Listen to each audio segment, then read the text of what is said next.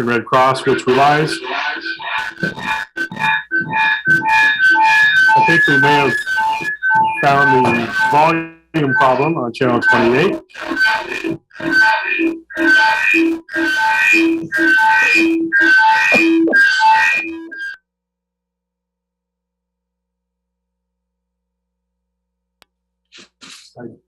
we found the volume problem on channel 28.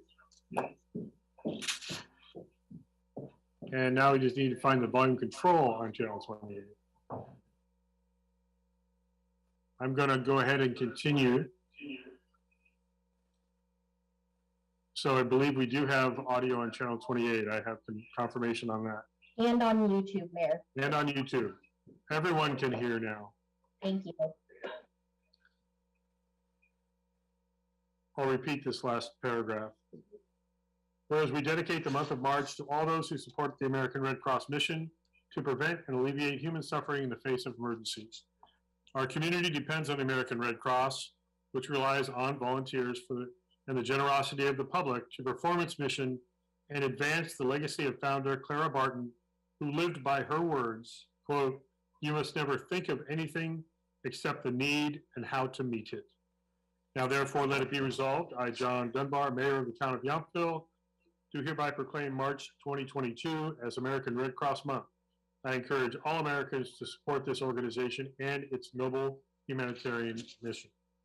We will get this proclamation to representatives of the American Red Cross. Okay, next up, we have a presentation regarding climate change, and we are happy to invite Emily Bitt from American Canyon High School and Alyssa Koresh from Napa High School. I'm not sure if they're both there, but they're both invited. And also Jim Wilson representing Napa Climate Now.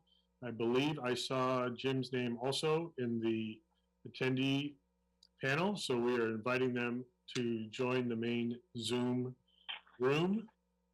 And once they do that, we are going to receive a presentation that they have shared with several other jurisdictions as well. And we're happy to have them here today. So there is Emily, welcome. Alyssa, welcome to you as well. And I don't know if Jim is joining us on camera, but I know that Emily and Alyssa, this is your presentation. And so I believe we have your PowerPoint. Samantha, are we all set to move that forward? Or whomever it is that is in control of it? I did not have that, so I will get that up right now. Or Emily, or Alyssa, I'm guessing, Emily, you're inside. Alyssa looks like you're outside. I think we are going to be able to run that internally here from town staff. Yeah, I resent the link just a little bit ago, so it should be on top of messages. Emily, you were going to say? If it's easier, I can also share my screen. I have it pulled up. Yeah, Emily, why don't you do that? I gave you permission to do that. Thank you so much. Thank you. Okay. Hi, everyone. Thank you so much for having us. We want to thank you all for giving us this opportunity to present.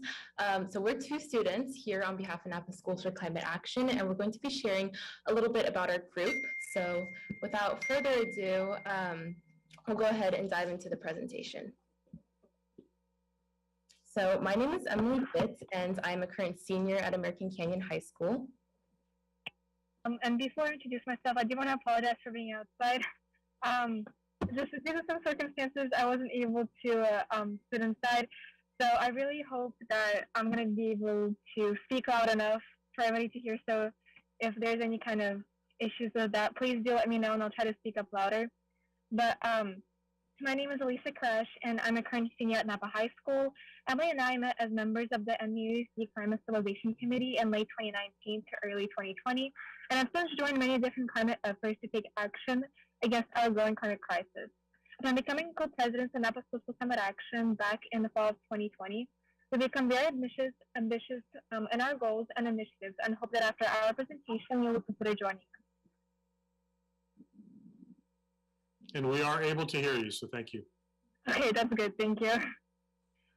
So to start off, we're going to just cover what or who is Napa Schools for Climate Action. So our group is composed of high school students. We're both high school students from across the county, teachers, local leaders, and just concerned citizens who are all working together to find ways to combat our growing climate crisis in ways that are attainable, manageable, and measurable.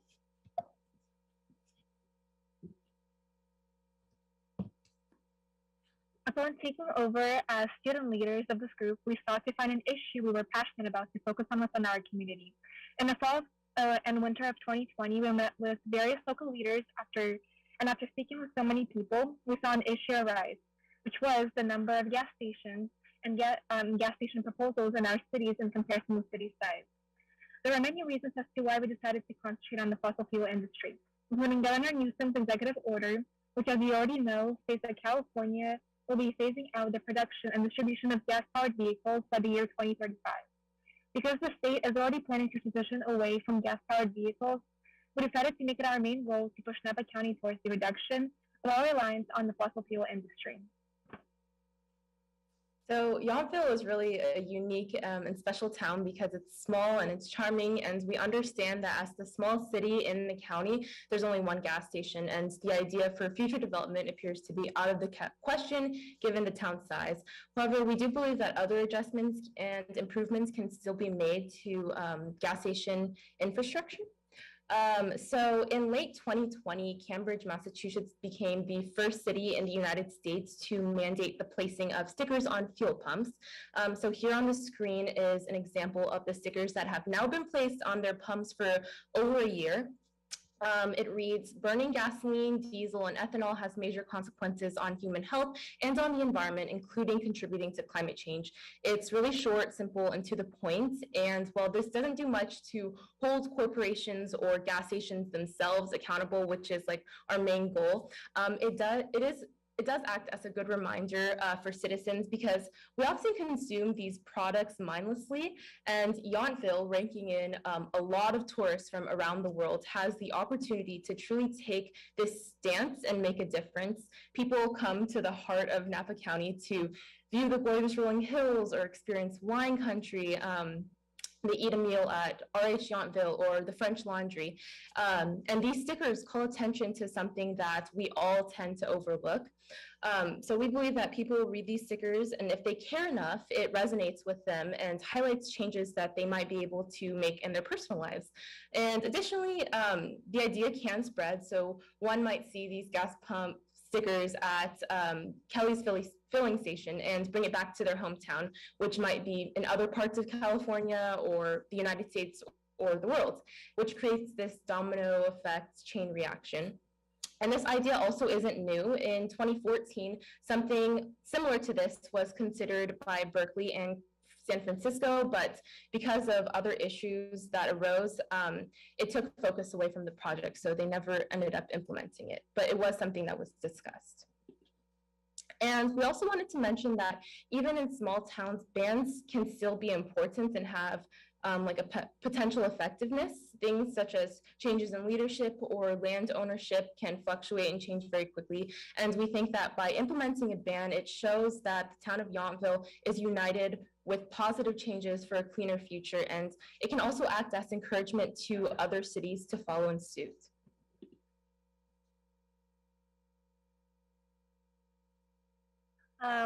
So something that we've also been working on is a project started by Katie Stilwell, a college student and former Napa Sierra Club intern, and Jim Wilson, our advisor. The project was initiated by a simple question: are we losing faster than we're gaining? We're now going to play a short video that has been an ongoing production since last year, before stations sounding the alarm.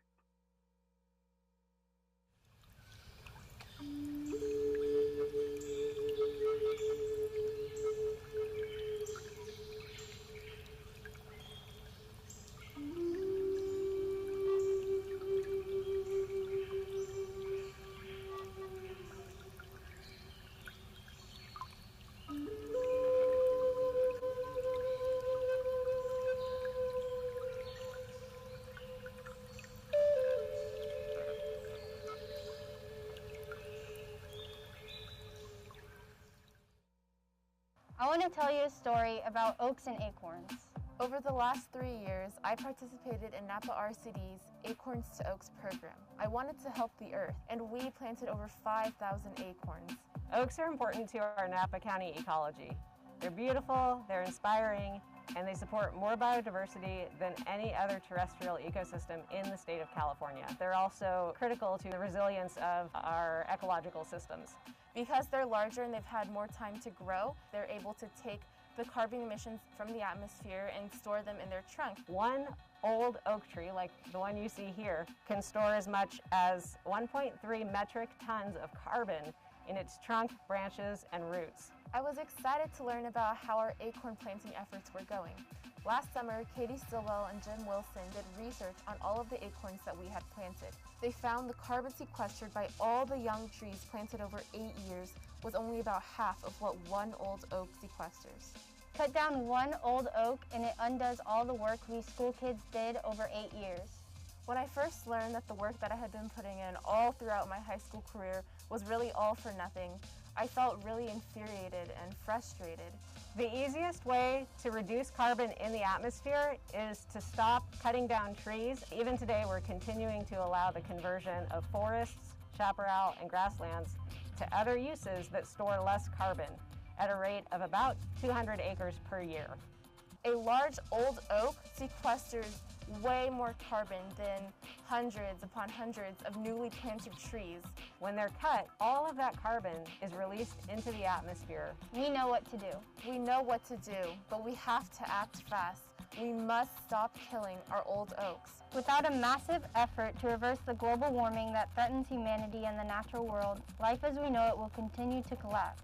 The death of coral reefs, mass extinction, mega fires, and disrupted harvests are already part of our lives. Climate breakdown is real, and we're already suffering the impacts. To survive, we need to do something now. The easiest way is to save the carbon stores we already have. This is good news. We need to save our old trees. It doesn't matter how many acorns we plant if we're still cutting down trees. This is something that's easy. Let nature do its job. Oak trees are great at doing it. We only have 9 years left to get down to net zero emissions annually and stop the worst effects of climate breakdown. We can't plant our way out of this. There's not time. We know what to do.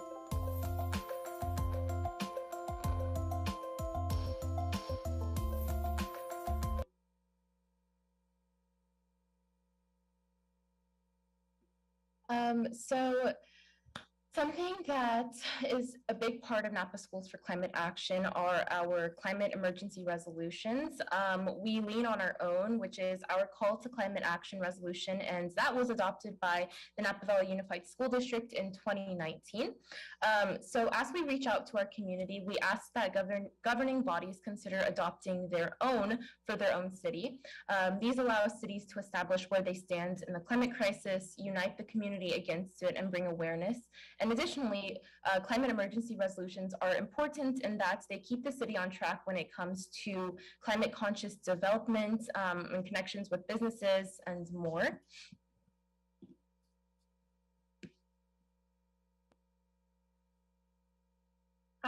So now we'll get into our asks of you today. Before we start, we'd like to preface this by saying that we do understand that these are not permanent solutions to climate change. However, it is the small steps like these that allow us to get some wide-scale change, which is why we believe that these are essential. Our first ask is that you adopt a climate emergency resolution for the town of Yountville, which includes a pledge to decrease the city's greenhouse gas emissions to net zero by before the year 2030. This resolution will be similar to the ones recently passed in Calistoga and American Canyon, and based on history of Yountville's actions, it is clear that you all have kept the environment in mind and will not struggle with this goal. Our second ask is that you pledge your support to a tree and woodland protection ordinance. We'll be speaking with the Board of Supervisors in the coming weeks, and we'll be requesting consideration of a similar ordinance on tree protections, and we greatly appreciate your support on this cause. And our final ask is that you consider any of our fossil-free future-related proposals. So this includes the gas station sticker pumps, the gas station pump stickers, and consideration of a potential ban on new gas station development. And with that being said, thank you so much for hearing us today and hearing what we have to say. We're extremely grateful and appreciative of this opportunity, and would be happy to answer any questions or address any concerns or take any comments. So thank you. Thank you. Lisa and Emily, thank you so very much. And you did reference Jim Wilson, your advisor. I want to thank Jim also for helping coordinate this presentation and the information. Just to let our council and the viewing audience know, I have been discussing not only with Elisa and Emily and Jim, but also Steve Rogers about preparing a climate emergency declaration, possibly for our March 15th council meeting. We'll be discussing that a little bit further. So we will invite the council to consider whether that's something that the council is open to do.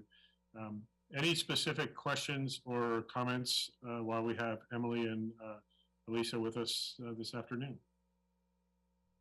I do want, first of all, and I see the Vice Mayor is reaching forward, but I also want to acknowledge thank you because I've seen your presentation several times in different settings, and I appreciate that you customized the parts that you can to Yountville and our community because there are some unique characteristics, so thank you for acknowledging that.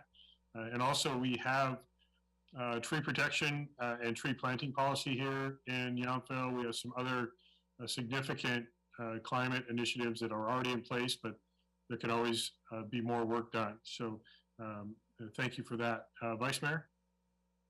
I just wanted to also thank them. I saw their presentation with the County Climate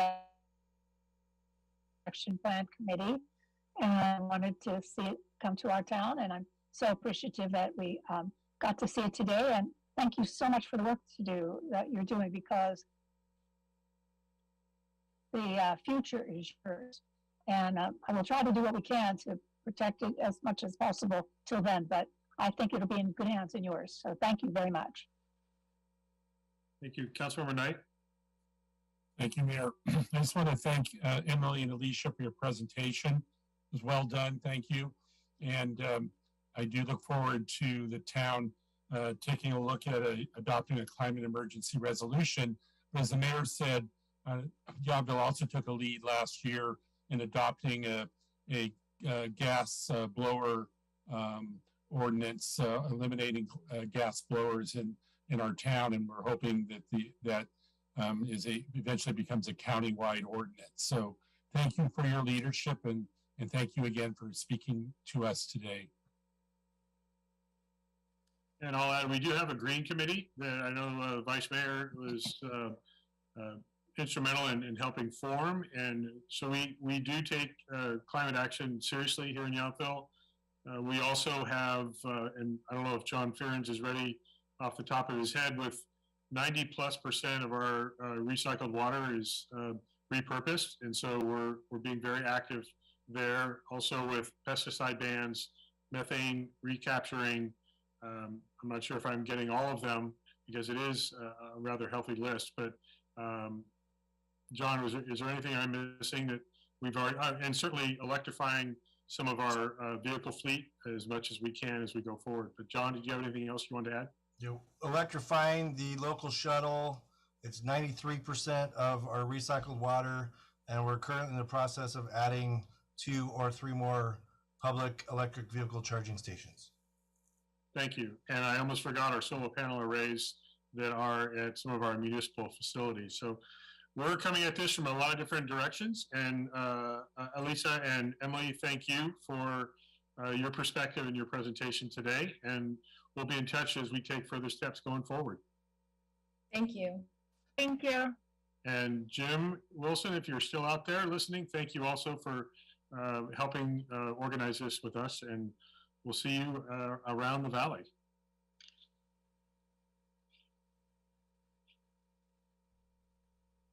Okay, we are going to go on now to our third proclamation. And for those of you that have seen me give this proclamation the previous 3 years, we'll see how well I get through this this year. But this is a proclamation in remembrance of the Pathway Home's 3 brave women. Because the way our meeting schedule is working, the 4th anniversary of the shooting at the Pathway Home up at the Veterans Home was March 9th, 2018. So I wanted to make sure that I presented this proclamation prior to that anniversary so that we can make sure to remember the 3 brave women who lost their lives in that shooting. So this is a proclamation in remembrance of the Pathway Home's 3 brave women. Whereas for more than a decade, the Pathway Home nonprofit organization provided educational, professional, and clinical support in a residential setting to post 9/11 veterans who were pursuing academic or vocational opportunities while they transitioned back into civilian life following their military deployment. Whereas located on the California Veterans Home campus in Yountville, the Pathway Home included programs and services that supported military veterans who struggled with mental and emotional challenges, including post-traumatic stress disorder and traumatic brain injury, among other clinical conditions. Whereas nearly 4 years ago today, on the morning of March 9th, 2018, a gunman broke into the Pathway Home facility, took staff and members hostage, and later shot and killed Dr. Jennifer Gray Golick, Executive Director Christine Lober, and Dr. Jennifer Gonzalez Shushariba before killing himself. Whereas these 3 brave women committed their professional careers to serving veterans who needed the specialized care and personal attention they provided.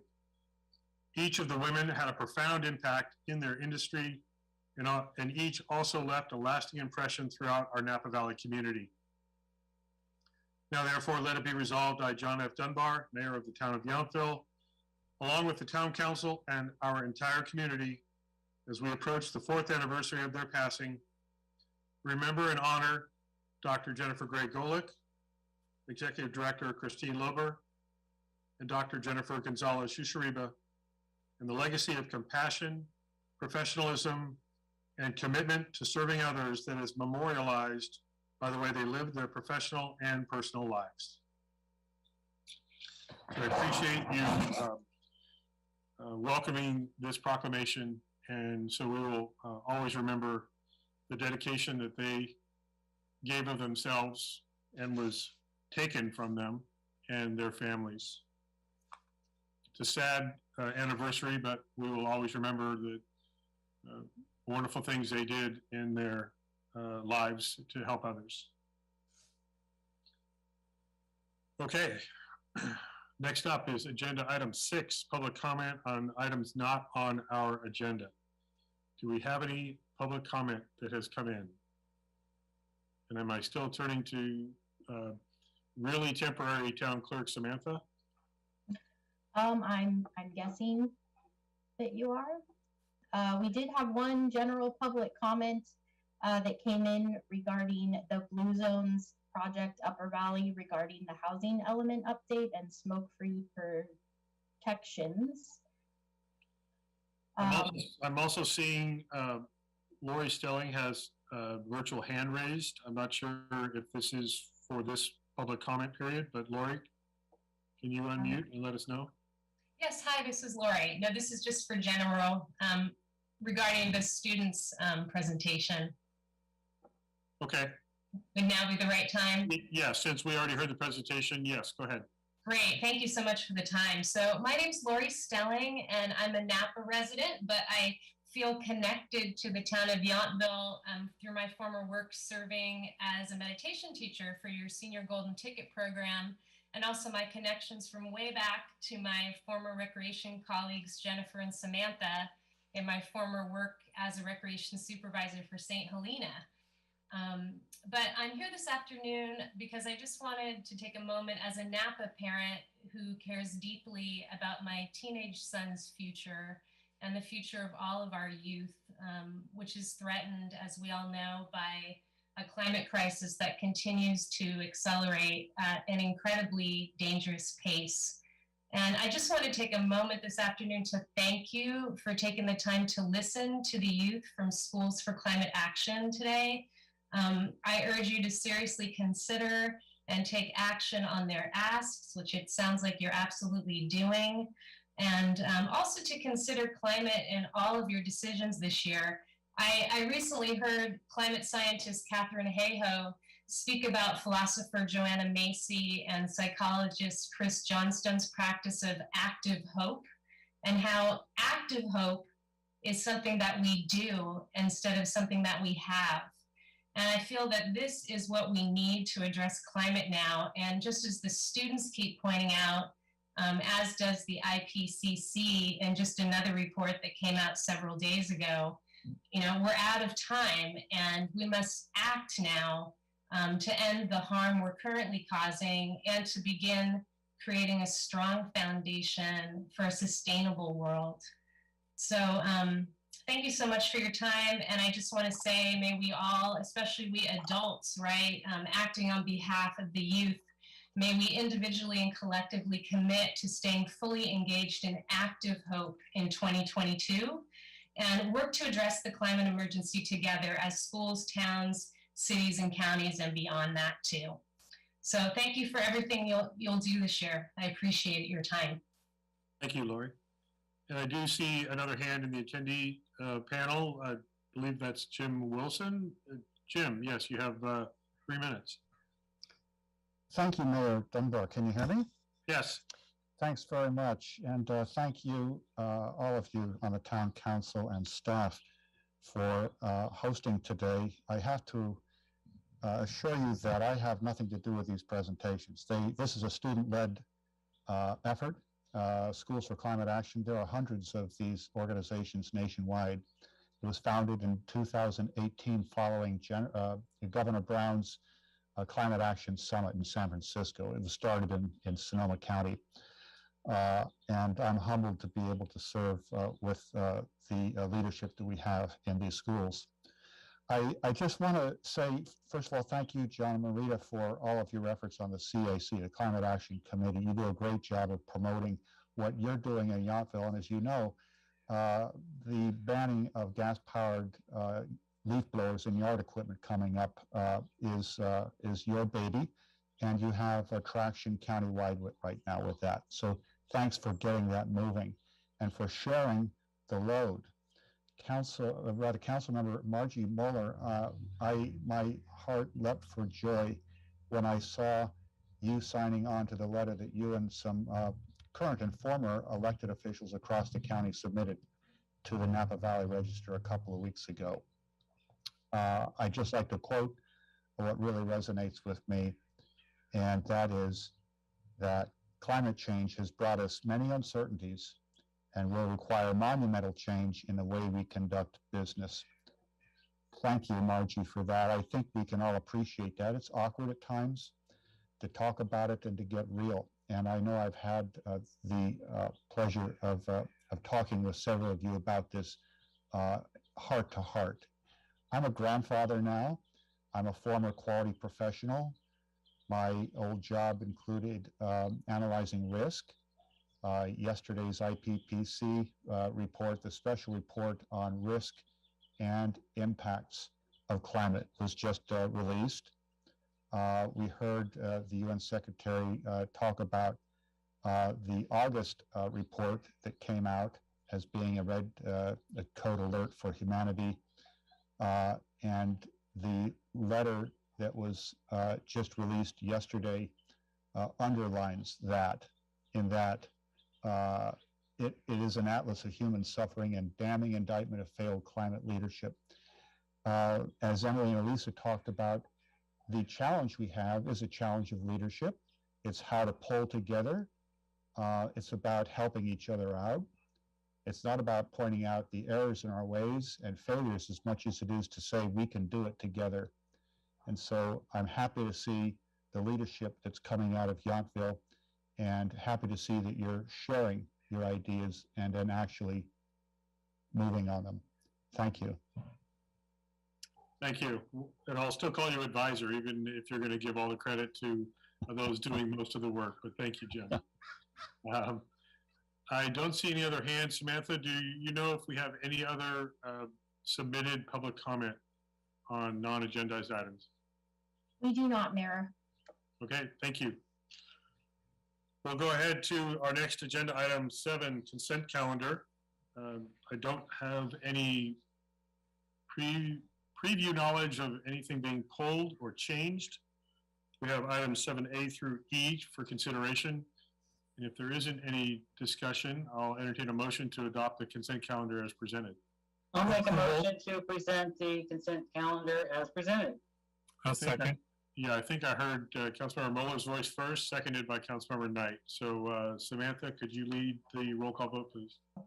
I'm gonna hand it to Eddie. I see Eddie has joined us. Good Yes. afternoon.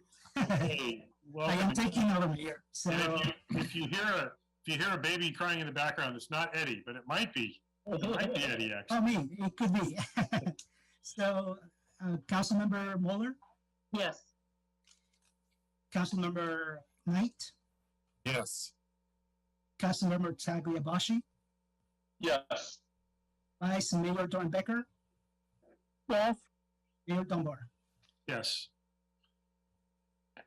That passes unanimously. Good to see you, Eddie. And we will move on to our next item, item 8A, which is a presentation of the 2021 Town of Yountville Year-End Debt Report by Columbia Capital Management, LLC. So I believe, are we going to start off, Celia? Are you going to start this off? Yes.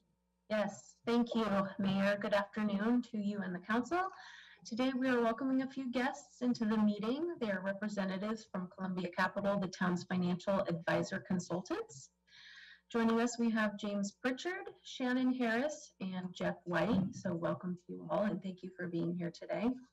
James will be presenting the year-end debt summary report for 2021, but before I pass it off, I wanted to offer a bit of background information about the outstanding debt that we will be talking about.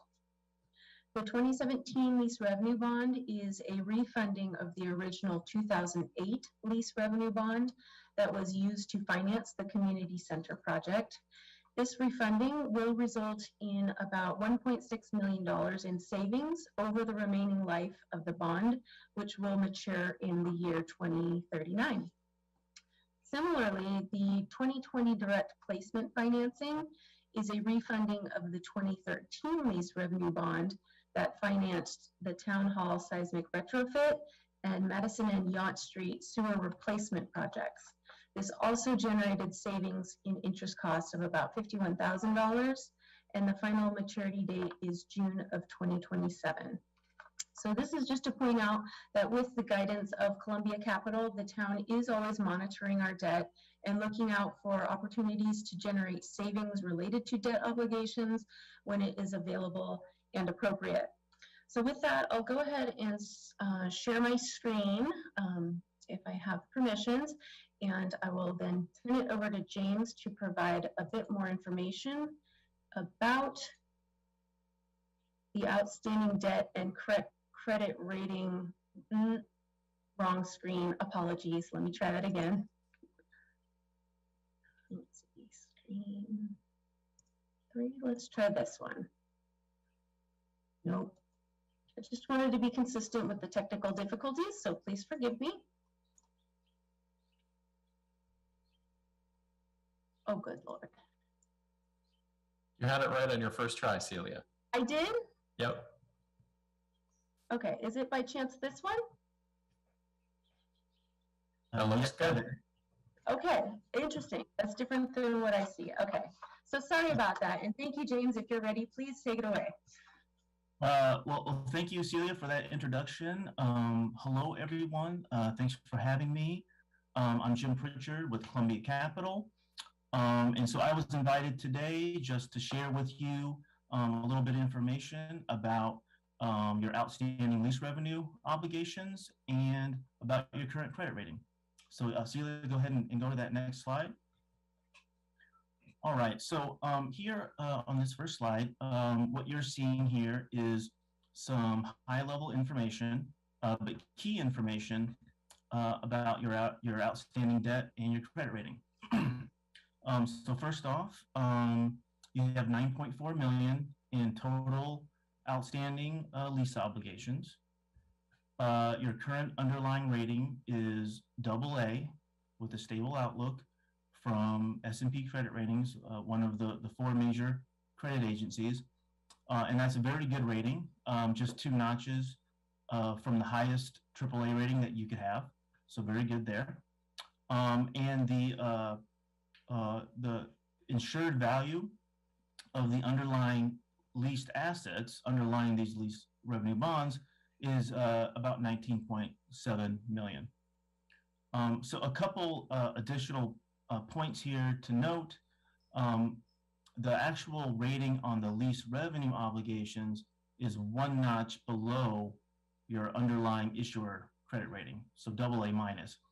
And that is standard practice by the rating agencies, and it just accounts for the extra risk that these obligations are not general obligations of the town backed by your full faith and credit.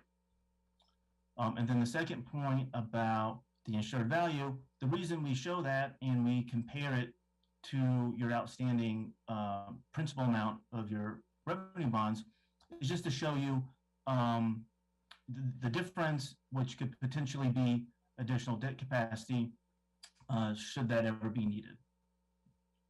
And then the last thing here on this slide is we're just showing graphically what your repayment schedule is on this total of 9.4 million in obligations. And we have that split up between the 2017 and the 2020 obligations, and we further break that down into principal and interest. So that's what we're showing here. Celia, if you want to go to the next slide. So what you're seeing here, this is really the nuts and bolts of your series 2017 and 2020 obligations. There's nothing really in particular to go over here, but this is a good a reference page. You know, if you're ever looking at your financials and you're wondering, well, what was the original principal amount of the 2017 bonds? You can come here. You see it's 8.5 million. You know, you can see the final maturity, the call provision. In this case, for 2017, it's December 1st, 2025. And what that means is that's the day that the bond documents allow you to pay off those bonds early, whether it's through a refinancing like we've done with both of these series of bonds or paying off with cash. But that's that allows you to pay those bonds off early. Probably what you're most interested in are the last 2 line items here, the leased assets, in this case, town center and town hall, and then the purpose. So the 2017 bonds refunded to the 2008 bonds, but the 2008 bonds financed the Yountville Town Center project. So you can see all the wonderful things that financed listed there, and then the 2020 bonds refinanced for the savings that Celia was talking about earlier, the 2013 bonds, and that was used for seismic retrofit to town hall. Next slide, please. Okay, and here's the last slide. We just wanted to provide you a little bit of information about your S&P credit rating. Like we said earlier, the underlying rating is AA. The lease obligations are AA minus.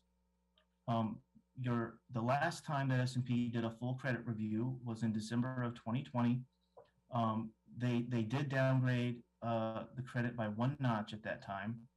And the commentary highlights at the time was really concerned about the COVID-19 pandemic and how that would reduce your TOT and your sales tax collections, and ultimately how that would play out with your general fund balance. The town has had very healthy, very strong general fund balance. The way that they look at that is as a percentage of expenditures, and it's been in excess of 75% for quite some time. And there was concern that would fall below that level. And really in the report, as we looked at the rating sensitivities, and by that I mean what can make the rating go up or make it go down, it was really still focused on really the same issue that led to the downgrade, which was revenue declines and how that's going to impact your fund balance. So what I've learned talking with Celia over the last few weeks and also reviewing our financials is that your fund balance really wasn't nearly as negatively impacted as what folks thought back in 2020. And so that's great. And so we feel the next time that S&P does a full credit review, rating evaluation, that I think the numbers show that there could be a positive rating assessment. And I believe Celia has had some update emails to S&P recently, and so that might happen. So that's all I have for you. Thanks much for your time, and if there's questions, happy to answer those. Jim, thank you very much for that information.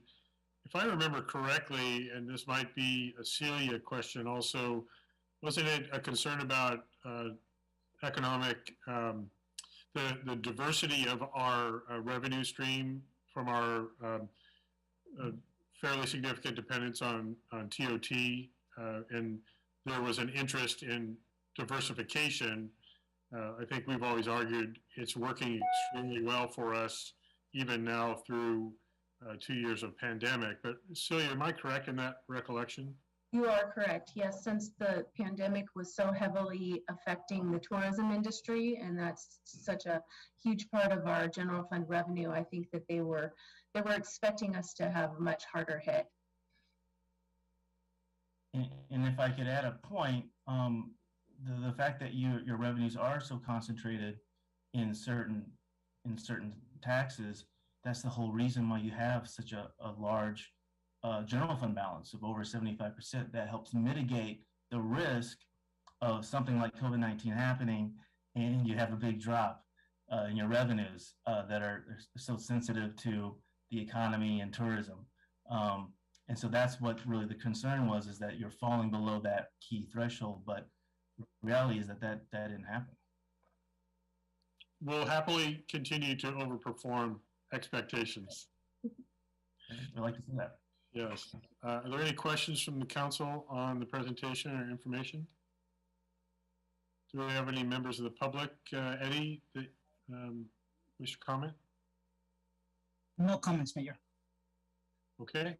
Celia, was there anything else? I know we're receiving this information to file. No, just that, sorry, Jim is correct. I did reach out to S&P to just let them know that we had 1.8 million in unassigned fund balance that the town council reallocated, and updated them on our reserve status, just to maybe catch their eye and maybe inspire another review soon. Excellent. Thank you. Yeah, thank you very much. Thanks everyone involved in this review from Columbia Capital. Appreciate it, and we always welcome really strong financial news. You can come back anytime as long as you tell us we're saving $1.5 million. Absolutely. Thank you so much. No pressure. Great. Thank you very much. All right. We're going to move on now to our next presentation, 8B, which is Yountville Arts 2021 report. I believe, am I going to start, Samantha, with you? Or I saw, Cindy is on here now, but Samantha, if you want to tee this up. Sure, I am really excited to have Cindy Caption here with us today. She is the current chair of the Yountville Arts Commission and was very excited to use her creative and artistic mind to put together a terrific recap of 2021 for you and all of the work that the Arts Commission has done. So I'm happy to turn it over to Cindy. Great. Hi, can everybody hear me? We're good. Okay, great. So thank you, Mayor Dunbar, Vice Mayor Dornbecker, and town council members for inviting me here today. I'm Cindy Captain, the chair of Yountville Arts, and I have prepared a little show for you. And we're going to go over what happened with Yountville Arts in 2021. So this is no Joe Biden talk, but it's pretty close. Here we go. Okay. Oh, can you see my, hold on. Can you see my screen? No. Yeah. Not yet. Okay. There we go. Now we're talking. Okay, and I need to make this big. Okay, so the state of the arts. Yountville Arts Commission report from 2021. And we have, I'm going to have to shrink this a little bit. The Arts Commission has 5 areas of focus, and I'm going to briefly run through what happened in 2021. So we're going to go back in time, and this is a cue to that. Oops. Uh-oh. There. Okay, so the first thing that I'll review is the literary committee. We had one very successful open mic event in concert with Marianne Lyon, the Napa Valley Poet Laureate, and that was in September of last year.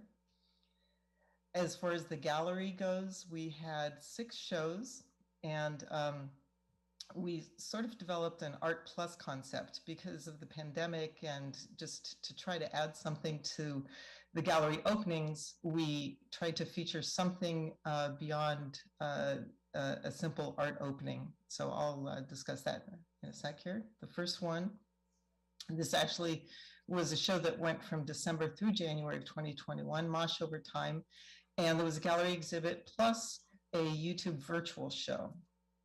The next gallery show was Flow with Quinn Sane, a local photographer. He had a gallery show plus a live stream on YouTube with over 300 views, a poem to picture event with our poet laureate, again, Marianne Lyon, and a lot of weekend sales. Yountville ×3 followed that, featuring local Yountville artists Nancy Gates, Jeff Spratt, and Yvonne Bundy.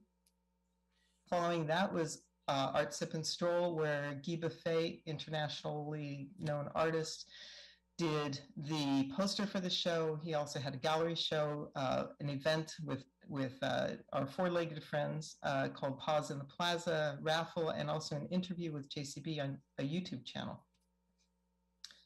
Our next show was Kinetic with Brad Holmes, who's in adventure photography. He had a gallery show, and this was our first video installation in the gallery. And finally, we end the year, as always, with the youth art exhibit, which is like the best show ever. Some kids had their paintings and drawings framed for the very first time, thanks to Sam Holland and her crew. And it was just a wonderful show. And we look forward to doing that again this year. Next, the Art Walk. 8 sculptures were installed. 1 was donated to the town and 1 was purchased by the town. These are some of the sculptures that were installed over the past, in 2021. And these also were installed. This wine sculpture actually is very, very popular. I see people taking photos of that all the time. Reinvention, Yellow Sphere were installed at the end of 2021. And as you can see here, Ivan McLean is a very strong guy, but he did manage to let go of that, and it is on its perch now on the corner of that street. Slingshot was donated to the town, sits in front of Town Hall there, thanks to Gregory Johnson.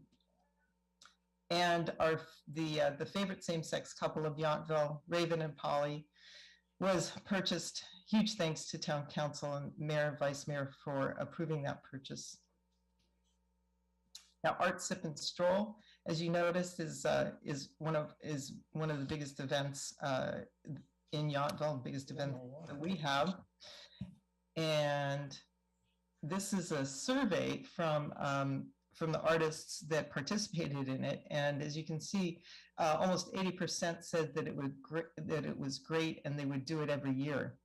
In fact, the majority of the artists there sold more in 2021 than they did in 2019. Marketing and PR is very active. These are 3 websites that we can connect to that show the art that's for sale and what's happening with arts in Yountville. Plus, we have close relations with Visit Napa Valley, articles in the local publications, as well as a very close relationship with the Chamber of Commerce. So the future of Yountville, this is, now I'm going to go into what's happening for 2022, and it's very bright. This is my future music. So we have new for 2022 on the Art Walk, Mare and Foal, which was installed at Hopper Creek a week or so ago. Dancing Butterflies is coming this Friday. It will be installed. Coming to Literary, we have Yountville Out Loud. Sasha Paulson, who's the feature editor of Napa Register and an author. She's doing an event with us in concert with Bookmine. Art Sip and Stroll, we have Nick Kahn as the featured artist. This is the poster for it, and you probably all got an invitation today in your email asking you to purchase tickets for the wine events there. And then new, or just actually, we had previously a performing arts committee. Now we are resurrecting that. We have a performing arts committee that's very active. We have lots of advisory members on there. And so you're going to be hearing more music everywhere over the next year and hopefully in the years to follow. Coming to the gallery, the next show is the Spiros Sisters Calizo Designs. The sisters, one is an abstract expressionist and the other is a trained sculptor, and she does jewelry design. And Fridays, the gallery will be open and it will be a fun time. Nick Kahn is another Napa artist, and he's the featured artist for Art Sip and Stroll, and that poster that you saw, he designed. Jose Martinez is also a Napa artist. He's a youth advocate, and his artwork is amazing. So overall, I'd like to thank the 2021 Arts Commissioners, Kim Cook, Jim McDonald, Judy Meredith, Robin McKeecant, Noel Resnick, Rhonda Scherer, and Marty Woodsworth. Huge thanks to Sam Holland and Danielle Matucci, and thank you for your support. Oh, Thank you very much. There's one more thing, one more. Okay. There. Okay. Dramatic conclusion. Yeah. In case anybody fell asleep. Well, thank you so much. I know this time of year, as we are entering March, we normally would be looking forward to Yountville Live and Taste of Yountville to add to that list. And unfortunately, they're not able to produce those events this year because of the public health shutdowns and the long lead time into those, which we understand. But amazing number of accomplishments in the art world here in Yountville. Thank you, Cindy. Any questions or comments from the council? Yes, Vice Mayor? please. Vice Mayor? Yes, you're frozen. There you go. Yes. Okay. Cindy, I wanted to thank you and all the commissioners. You are an extraordinary group, and I think that this coming year is going to be better than ever. And a big shout out to you and my dear friend, Rhonda Scherer as well, for selling sculptures right away off the street. It's amazing. So you're all amazing, and thank you. You've really done. Yeah, and I would just repeat that it's been many, many years in the evolution of the art scene here in Yountville, but not only has it been well received, but very impressive how it's expanded to all the different genres and different platforms. The pandemic didn't slow us down; it just made us convert to different ways to bring the arts to the community. So, Councilmember Knight. Thank you, Mayor. Thank you, Cindy, for your presentation and for the Arts Commissions, all the work you do. And I was just noting that today, I think in the last couple of days, in our council mail that the League of California Cities was announcing Helen Putman Awards, which is their presentation. I was honored last year to be a judge on the community services and economic development presentations from communities. And I think our Art Sip and Stroll is as good of any type of presentation that we should maybe put forward for a Helen Putman Award. So thank you for all that you do. thank you for those thoughts. Yes, we have regularly submitted to Cal Cities for a lot of our local programming, arts and other things. And sometimes it's the unfortunate luck of other cities recognized for the same kind of space is sometimes the reason. It's certainly not because we're not worthy of that recognition, but we'll continue to push for that because it's always nice that not only to share what we do here, but to get acknowledgement for all the work. So appreciate that. I don't see any other hands. And now we've got Yvonne, welcome. Glad you could join us. And now we have two clerks working now. I'm not sure if I asked Eddie or Yvonne, but do we have any public comment on this side? We do not, Mayor. Okay, Eddie, thank you. And just as an announcement, our interim town clerk was able to fix her issues, so I will be stepping down to a crying baby. Actually, I don't know if you hear her, but she is crying. Eddie, thank you for emergency fill-in. Very much appreciate that. Go back to being Papa. Yeah. All right, and Yvonne, thank you for Finally being getting diligent with joining us. Thank you. We're going to move on. We have no public hearings tonight. We're going to move on to our first administrative regular item, item 10A, considering the appointment of 3 individuals to the Parks and Recreation Advisory Commission with terms of office to commence immediately and expiring on January 20, 2024. And I know that we did hold interviews. I'm not going to spoil the story here. I'm just going to call this up. Yvonne, are you prepared to have a report on this? Sure. So Mayor, Vice Mayor, and council members, on February 22nd, the town council interviewed 5 applicants for 3 vacancies with the Parks and Recreation Advisory Commission with terms of office to commence immediately and expiring on January 20th, 2024. The town council protocol state that council makes appointments by interview and ballot process with the motion to confirm the appointments. Staff is requesting 3 applicants to be appointed based on the highest ranking received at the conclusion of the interviews. The 3 highest ranked applicants were Carol Shimring, Alan Tincher, and Kathy Ainsworth. So should council decide not to appoint someone, the current applicants, staff would re-advertise for the position to fill the vacancy. Thank you for that report, Yvonne. And just a reminder that we had not only Carol Shermang, Alan Tincher, and Kathy Ainsworth. Want to thank Terry Bremer and Donna Hines also for applying and being part of the interview process. So, Vice Mayor Dornbecker. Yes, I'd like to make a motion that we appoint the 3 individuals to the Parks and Rec Advisory Commission. Alan Tincher, Carl Sherman, Kathy Ainsworth as appointees. Okay. That is a motion. Is there a second? I'll second that motion, Mayor. Thank you. So a motion by Vice Mayor Dornbecker, second Councilmember Tagliabashi. Yvonne, if you would give us a roll call, please. You're muted. There we go.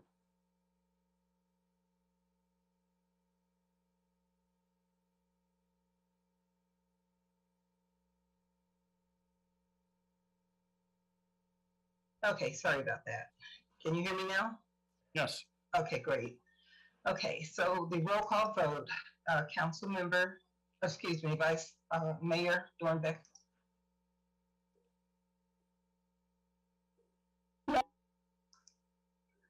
Councilmember Tagliabashi. Aye. Councilmember Knight. Yes. Councilmember Mola. Yes. And Mayor Dunbar. Yes. Okay. That passes unanimously. Thank you. And again, I want to thank Terry Bremer and Donna Hines also for applying and being willing to serve. Hopefully they'll come back in a different capacity. This was definitely one of those situations where we had more qualified candidates than we had positions, and that's a favorable place to be. So thank you. Vice Mayor, I think your hand is still up from earlier. If you could just lower your virtual hand, and we'll go on to the next item.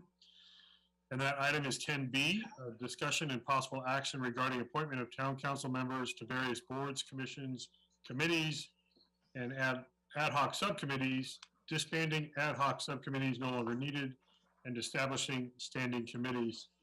And I saw that Eddie, his name was on the report, but Steve, did you plan on introducing this, or Yvonne? Or shall I?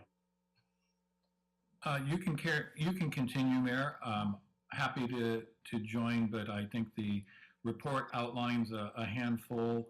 You've also seen a roster and of some of the current appointments. So I think at this point in time, looking at a handful of those might be a good place to start. I will share that I do think staff is recommending the addition of a utility rate review ad hoc committee. We did that very successfully the last five-year rate cycle, which obviously would be 5 years plus ago. We're also recommending consideration of whether the small project happiness grant program should continue with an ad hoc committee, and the standing parking committee has not met for the vast majority of the year, so that could be something that the council could provide some feedback on. And then also, this would be the time that if there are some additional topics that the council had consideration towards establishing, it would be appropriate to discuss those and potentially add and appoint council members to them. And also there are the current Housing Element Update Committee, which is different than the Housing Committee. So we do have an immediate project with a Housing Element Update, and currently that ad hoc committee, which is a joint ad hoc committee with the ZDRB, only has one council member, yourself, the mayor. With that, we're happy, but generally it's a discussion of interest, ideas, and where the council might have interest in serving. Yeah, and I'm going to start off because I spent a bit of time reviewing all the appointments, and I have some recommendations I want the council to consider. And so if you could all make sure to have your rosters, I know they're in the staff report or attached to the staff report. I'm going to run through what I am recommending in terms of changes. The first page, there are no changes because they basically either involve all of us or none of us. The second page, starting with the county-wide appointments, I'm going to recommend, and I'll just list my recommended changes as well as current. So the Napa County City Selection Committee is typically all the mayors, and so I would remain on that, but I would recommend Vice Mayor Dornbecker be the alternate for that. We do not meet very frequently, but it's important that we have representation there. Napa County, and I'm just going to run through all of these recommendations that I'm proposing, and then we can come back and discuss. Napa Valley Flood Control and Water Conservation District, I'm an automatic member as mayor. I recommend Vice Mayor Dornbecker as the alternate. Napa Valley Transportation Authority, I continue on as the automatic appointee. I would suggest Councilmember Tagliabashi be the second full member, and then Council Members Moeller and Knight be the first and second alternates to those. No changes to Napa County League of Governments since we're all included. Napa County League of Governments Water Resources Planning Committee. I don't know that I have ever in 12 years served on that. Upper Valley Waste Management Authority, Councilmember Mueller continuing, and then I would suggest Councilmember Tagliabashi as the alternate. Watershed Information Conservation Council, I would recommend we stay with Vice Mayor Dornbecker and Councilmember Knight. The Youth Opportunities Commission, I would suggest Councilmember Knight.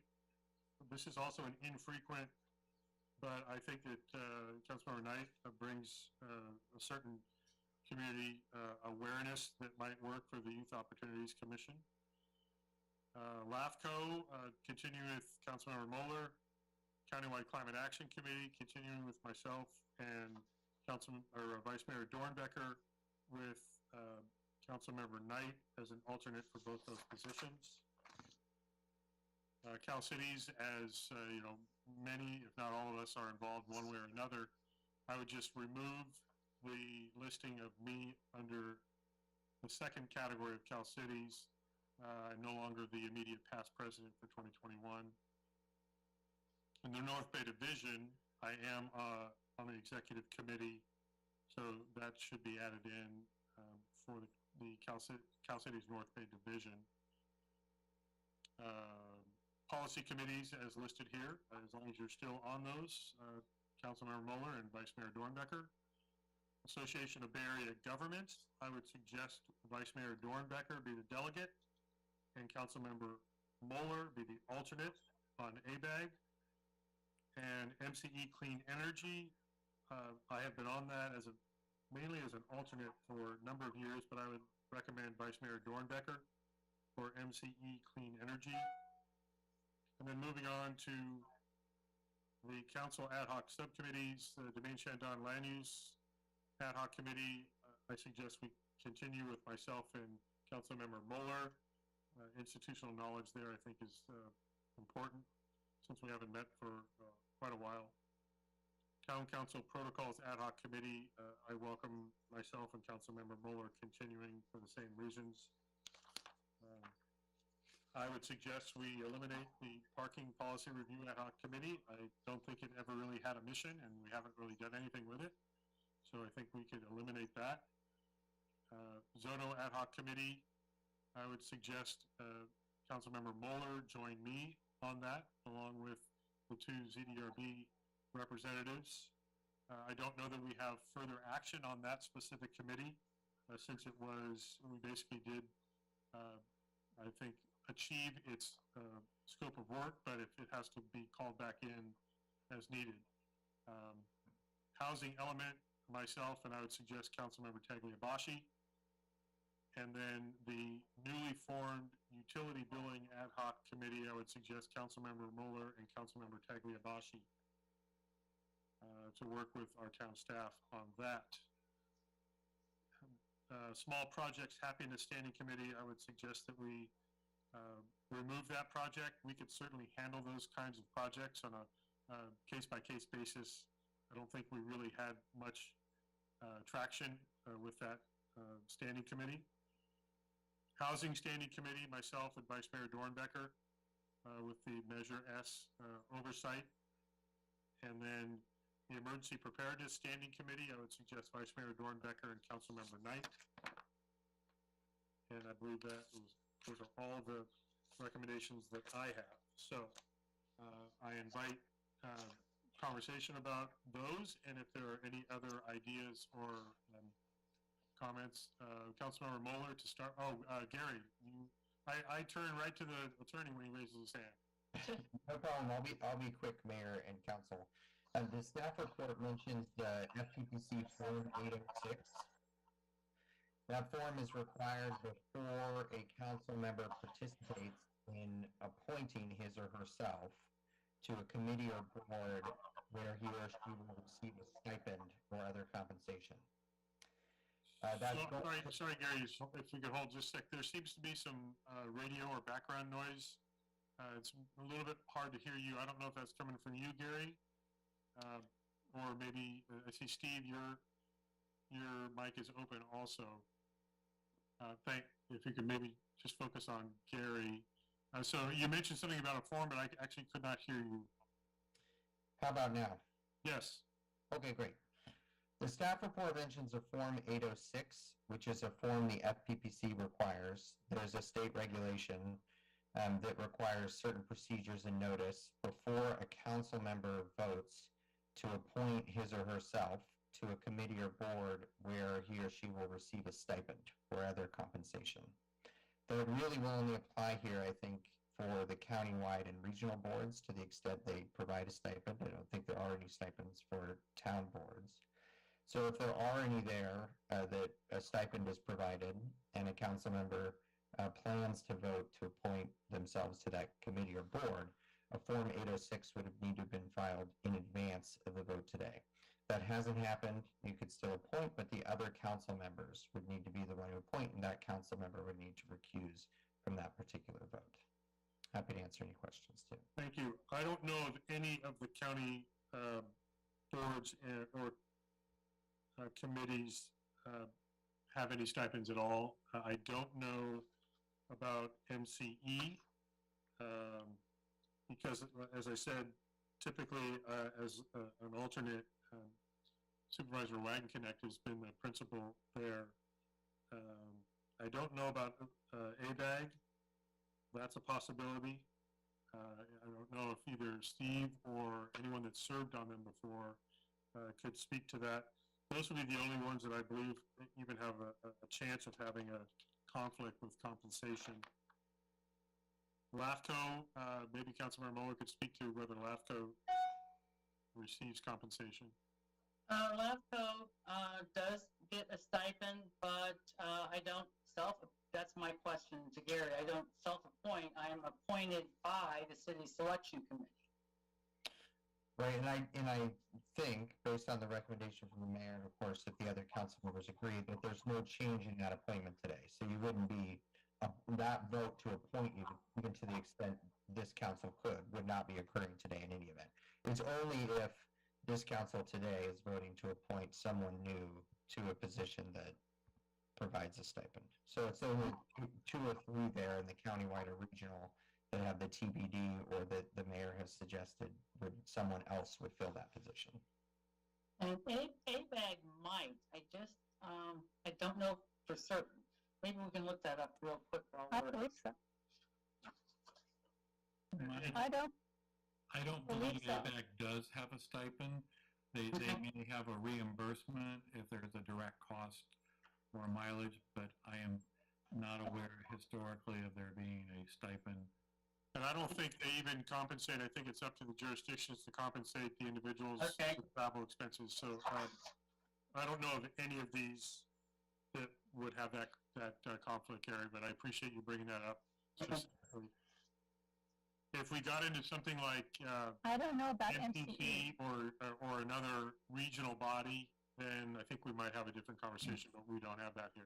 Let me also add a clarification, Mayor, on MCE.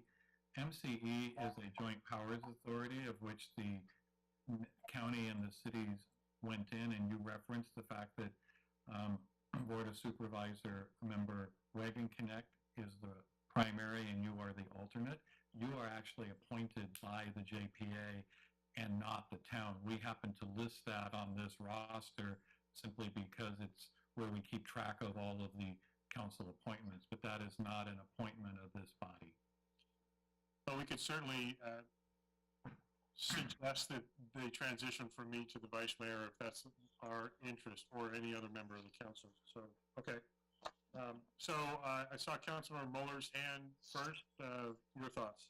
My thoughts are, I'm on page 2, so MBTA, and I'm just searching. There's another commission and board where we just have one alternate to take care of the primary and the secondary member. So I was suggesting not taking my name off the second alternate. I don't think we need it.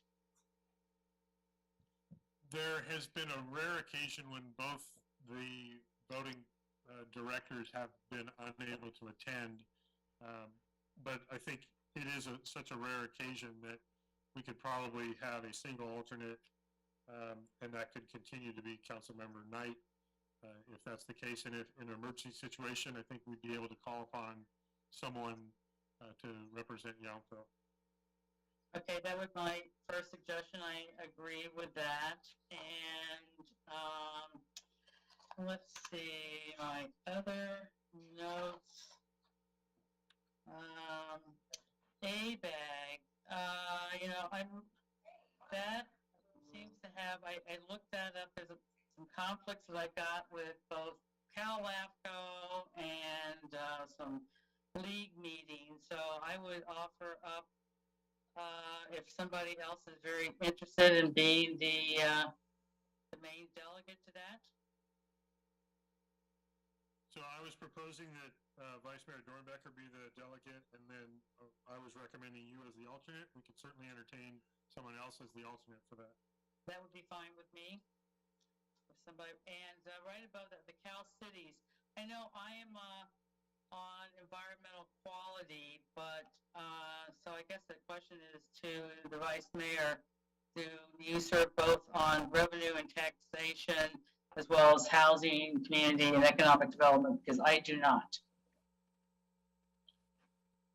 No, so we'll just confirm the current, because those are often either division or president appointments and they change annually. We'll just confirm with your individual policy committees. This also isn't something that we are assigning. You are being appointed either by Cal Cities division presidents or the board president. So right. You all pursue those individually is what it right.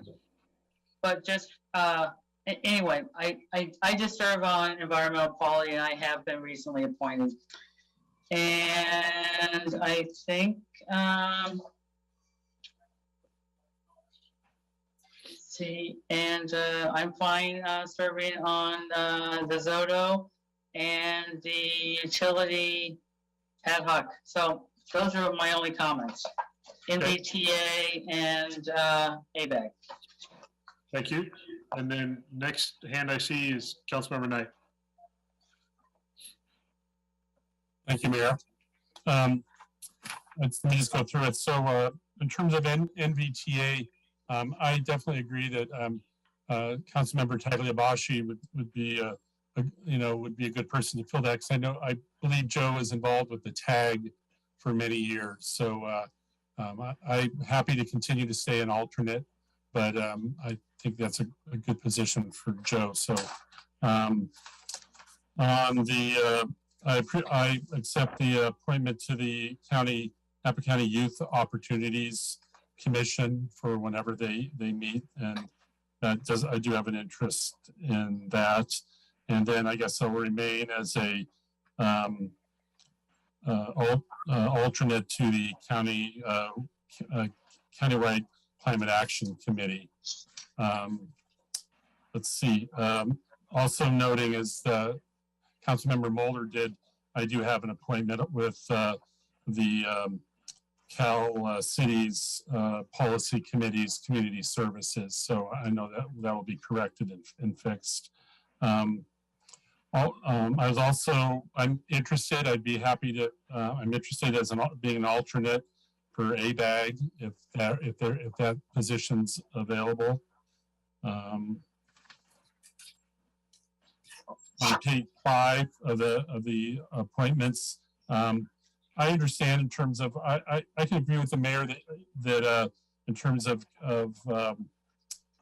closing or the parking policy review ad hoc committee, we didn't meet because of COVID. There wasn't a lot of activity. My sense always in terms of being involved with that at some point that conversation would be blended as we reviewed the business economic recovery reprogram, that possibly parking or something may be associated with that conversation. So I understand, and I think that any parking policy probably will come forward as a part of that. And so I support removing that or eliminating that ad hoc committee now. Let's see. I guess what I'd like to speak mostly to is about the housing element ad hoc. Last November, December, I asked to be appointed to the committee. I think my experience, 5 years on ZDRB, 9 years on council now, and my interest and involvement in affordable housing, working on a residential project where I had to become very familiar with our affordable housing policy in this community 10 years ago. I would like to be a part of that ad hoc 2x2 committee, because I think I have the experience to offer something as we go through this housing element update in the next year. Those are my comments. Thank you. Thank you, Councilor Knight. And so just to follow up the very last Emergency Preparedness Standing Committee, you'd be I'm happy to be a part of that as well. Thank you. Yeah, thank you. Councilor Tagliabashi. Thank you, Mayor. I agree and appreciate the recommendations that were made. Thank you to Councilmember Knight for his recommendation for MBTA. As he rightly mentioned, I was actually the past chairperson for TAC until I retired. I think I will add some value to that organization based on my own current, semi-current knowledge. I also appreciate, Mayor, your recommendation for the housing element update. As you all may or may not be aware, I was assisting then planning director Liston on the previous housing element.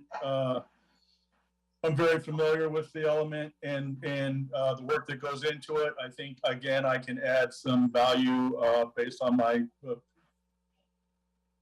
knowledge and experience, both as a public works director and long-term town resident. The same is true for the utility ad hoc. I do appreciate that.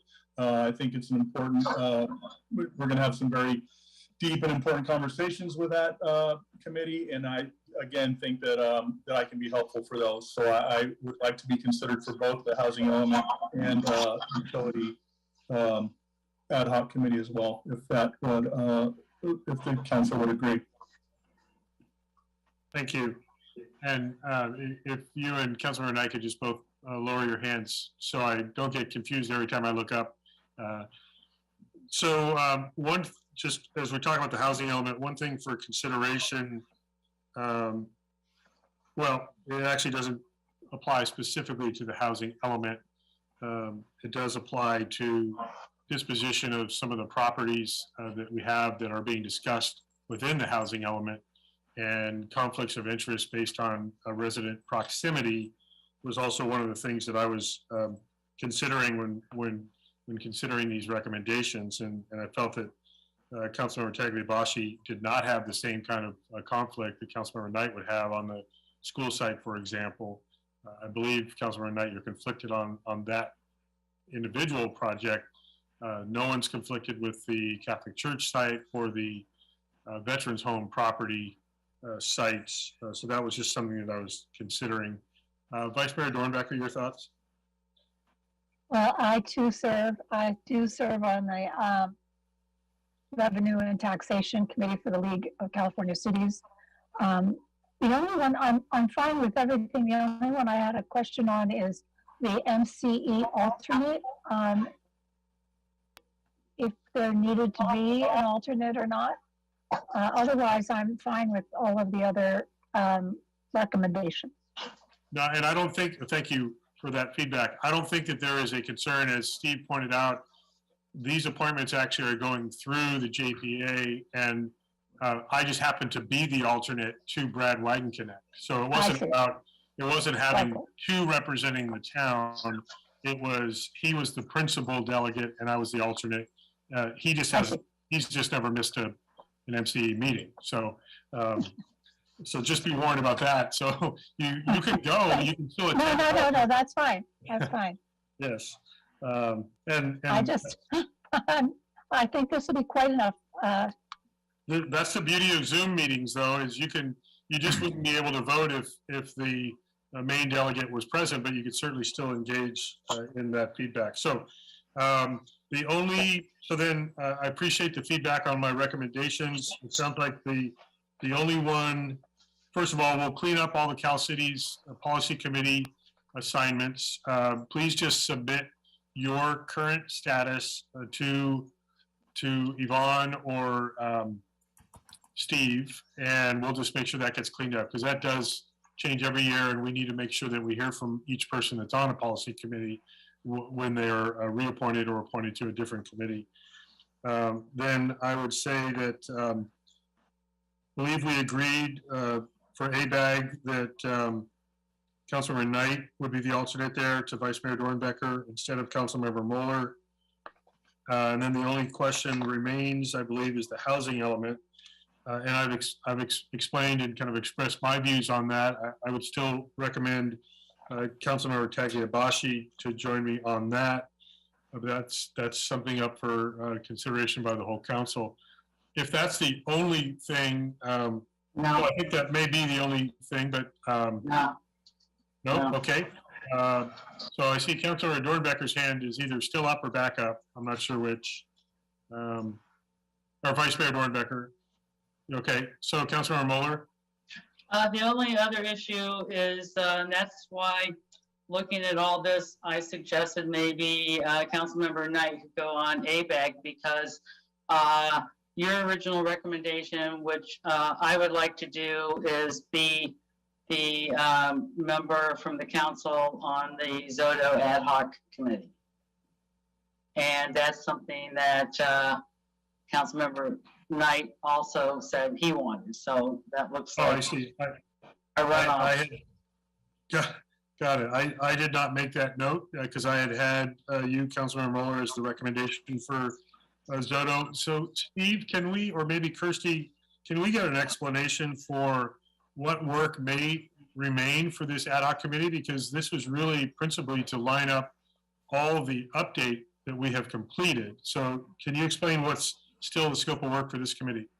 I'll take a quick stab and then it'll be evolving, but really what we're looking at is, now that we've had a little bit of an opportunity to get the cleanup document and we started to look at it, and with Kirsty being new, we anticipate in the next 6 months to 9 months that we'll come back and revisit some of the various language.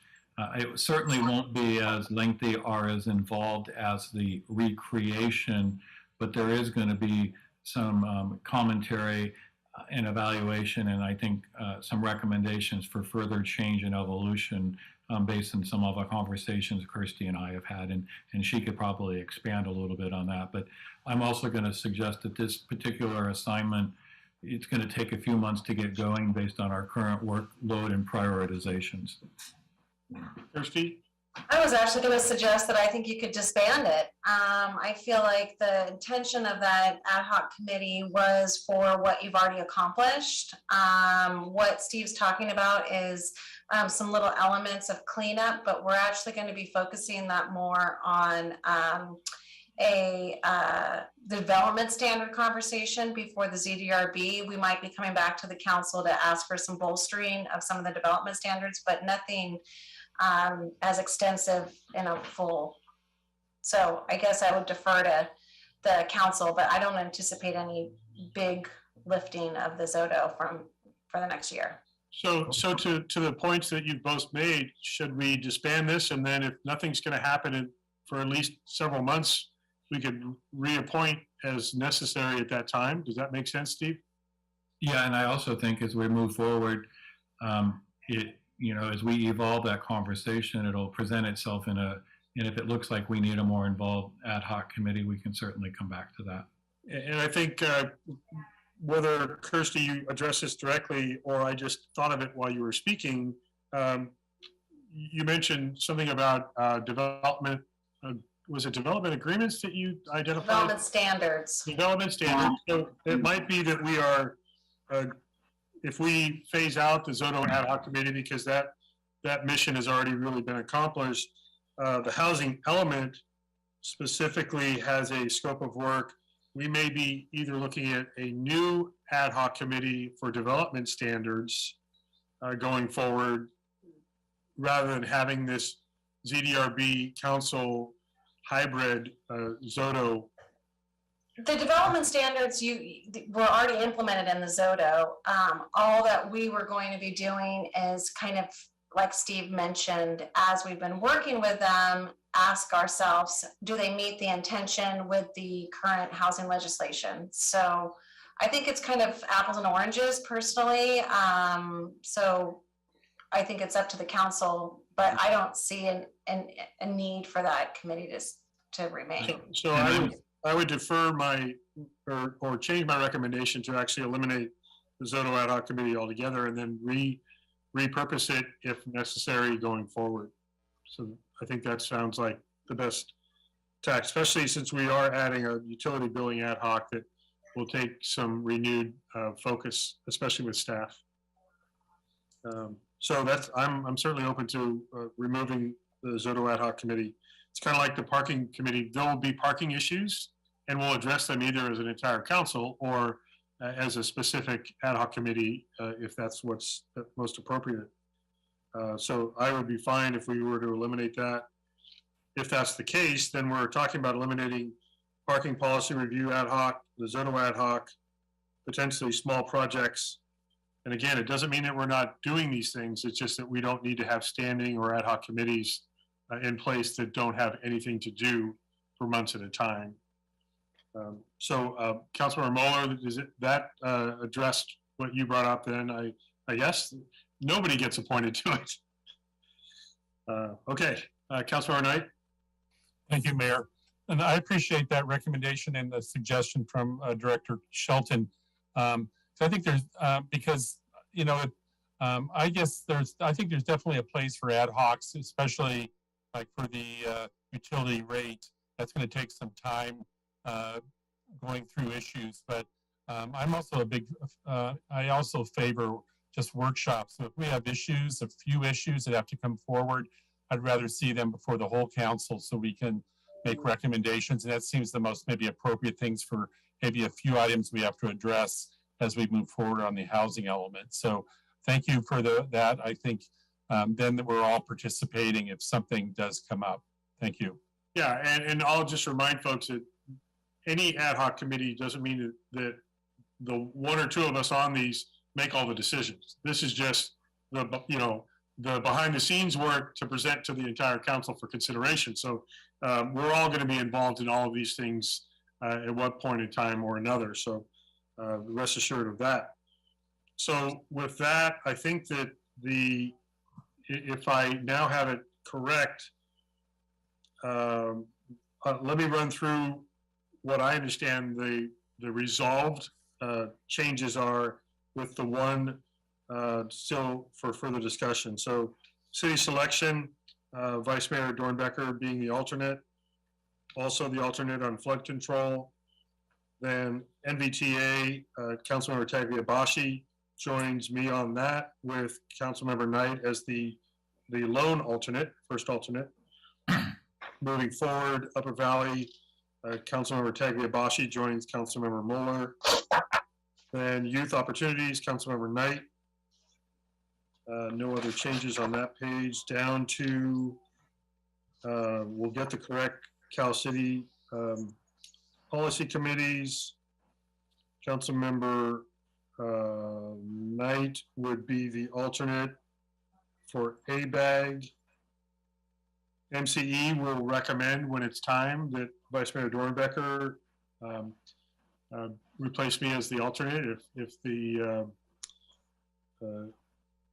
JPA agrees with that. Let's see, getting rid of parking, getting rid of Zoto. Utility billing would be council members Mueller and Tagliabashi. Jumping down, Housing Standing Committee for Measure S, Vice Mayor would be joining me. And then Emergency Preparedness Standing Committee, Vice Mayor Dornbecker, Councilmember Knight. So if I believe that we all agree that that works, and then the one outstanding question was the housing element, I'm sticking with my recommendation for Councilmember Tagliabashi. And Mayor, if I may, I believe you may have just overlooked Wick remains Councilmember Vice Mayor. I only brought up the ones that I had recommended changes. All the ones that are standing with no changes, I did just leave as is. And I think that was correct, right? Yeah, we have our Vice Mayor Dornbecker and Councilmember Knight on WIC. I'm just going through the whole list to make sure we have everybody. Yeah, we just need to correct the title for Vice Mayor, but we know that's going to happen. So housing element, as I said, I feel like partially because of that one conflict, but also my recommendation is Councilmember Tagliabashi on this. So if there's further discussion, I'm open to it. Or if there's a motion, I'm open to that as well. Mayor, I'm confused. I thought we were going to drop the ad hoc for the housing element, or are you suggesting that it stay? The Zoto ad hoc committee would go away, but the housing element would stay.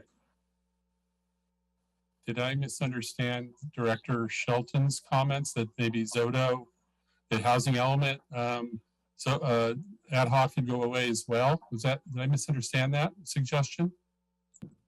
Yeah, sorry about that. I was only answering the Zoto question. Okay.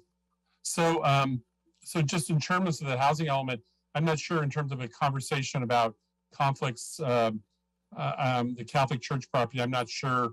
I don't have our conflict map in front of me, but I mean, we have ZDRB members that may have conflicts too. And the Catholic and the YES property from our presentation last week is really not on the table. It may be later. So is there, in terms of the Catholic Church property, are there no conflicts no. From anyone but on that committee for that property? No. Okay. So hearing no other discussion, if there's no change to that, then Mayor, I would ask that we have a separate vote for that one item. Otherwise, I'd like to, then we can take action on all the rest of them.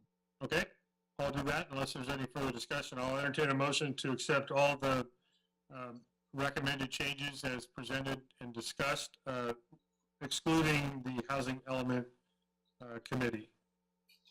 And I'm just going to look to Steve and Gary to make sure that that all sounds correct. Okay? So I'll entertain a motion to that effect for everything except for the housing element committee. So moved. Second. Motion, Councilmember Mueller, second, Vice Mayor Dornbecker. A roll call vote, please, Yvonne. With you unmuted would be preferred.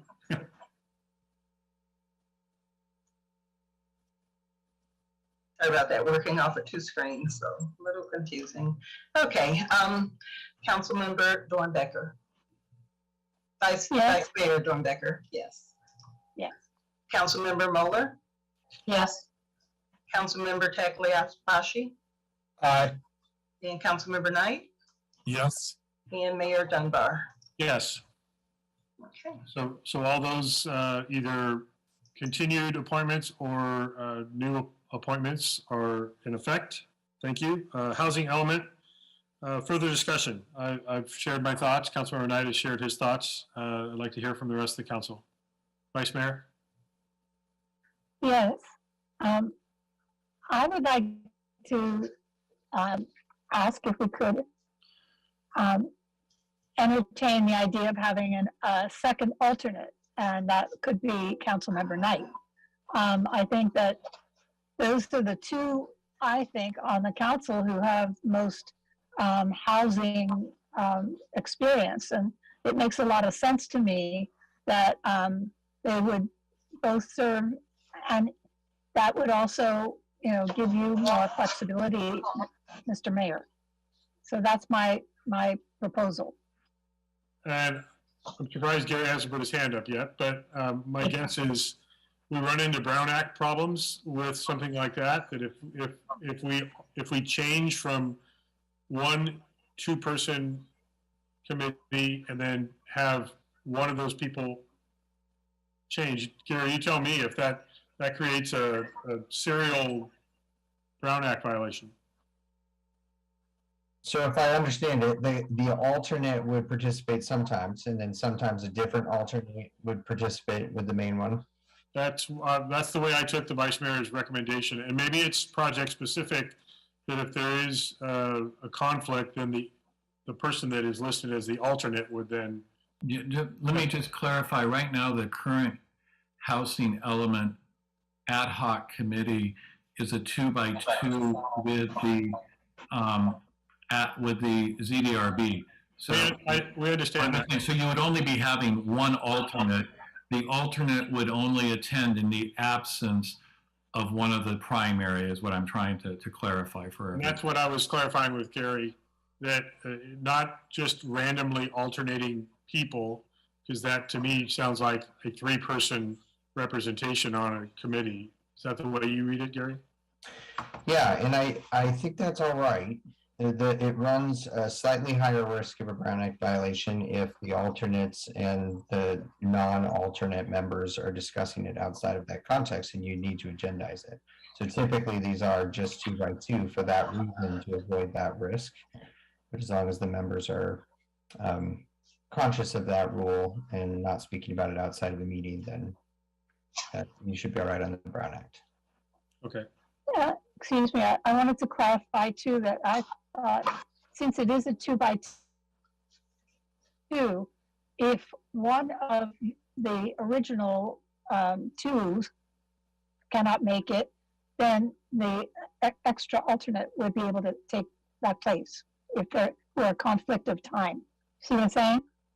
So I think it's just a matter of the wording, Vice Mayor. So what the proposal I'm making is, I and Councilmember Tagliabashi are the 2 committee members, and then if we want to assign an alternate, for example, Councilmember Knight to be an alternate, but it would not be about a kind of an arbitrary changing of one person or another. It would only be when one of the primaries is unavailable, and that would be standard like we have with some of the other committees and alternates. So that does not cause some confusion or Brown Act exposure. I would agree with that. So it would be about adding a single, but a single alternate would be added to the housing element, is what I think you're suggesting. Yeah, and I'll just add, unlike the other committees where an alternate would frequently attend to stay up to date on it, that would not be able to occur here. Okay. Councilmember Tagliabashi. Thank you, Mayor, and thank you for pointing out and mentioning the conflicts. I think there might be additional conflicts that Councilmember Knight may have, just based on my picture in my head of the map, including the French Laundry Garden and possibly the Woodson parcel as well. I think both of those were in the map for the housing element. I could be wrong. And if I am, I apologize, but I think those were also, could also provide some conflict. So just want to clarify a little bit. Thank you. And I'm hoping that Kirsty's raised hand is going to help clarify some of this. Kirsty. Well, if only the public was as excited about this housing element update as both the ZDRB and council, because I just wanted to share the ZDRB had a very similar situation where there were 3 members that wanted to both be on this committee. And so we did end up basically doing exactly this, saying in the situation where if we need to call a meeting and one of the 2 members aren't available, there is an alternate, and one of the members was offered as this member. So far that hasn't needed to happen, but I think it was a similar scenario. I'll defer to Gary on this, but in regards to the conflicts, from my understanding, the housing element update, specifically the general elements that we're going to be discussing are general and they're not site specific. So I don't know if the conflicts actually take into consideration when you're doing a program level. So I don't know if that's as much of a conversation, but I'll defer to Gary on that. Yeah, I'm happy to provide that now if the council would like. Generally, if it's at a high level and doesn't affect a specific parcel or parcels within or close to real property that's owned, that wouldn't present a conflict. There's other possibilities for conflict of interest under the FPPC rules. There's also a public generally exception where if what you're voting on or discussing affects 15% or 25% of residences or businesses, that you can still participate. So it's really fact specific, but yes, generally on a very high level, program level, it wouldn't typically present a conflict, but I need to look at the specific facts if it came up. Well, thank you for that, and thank you, Kirsty.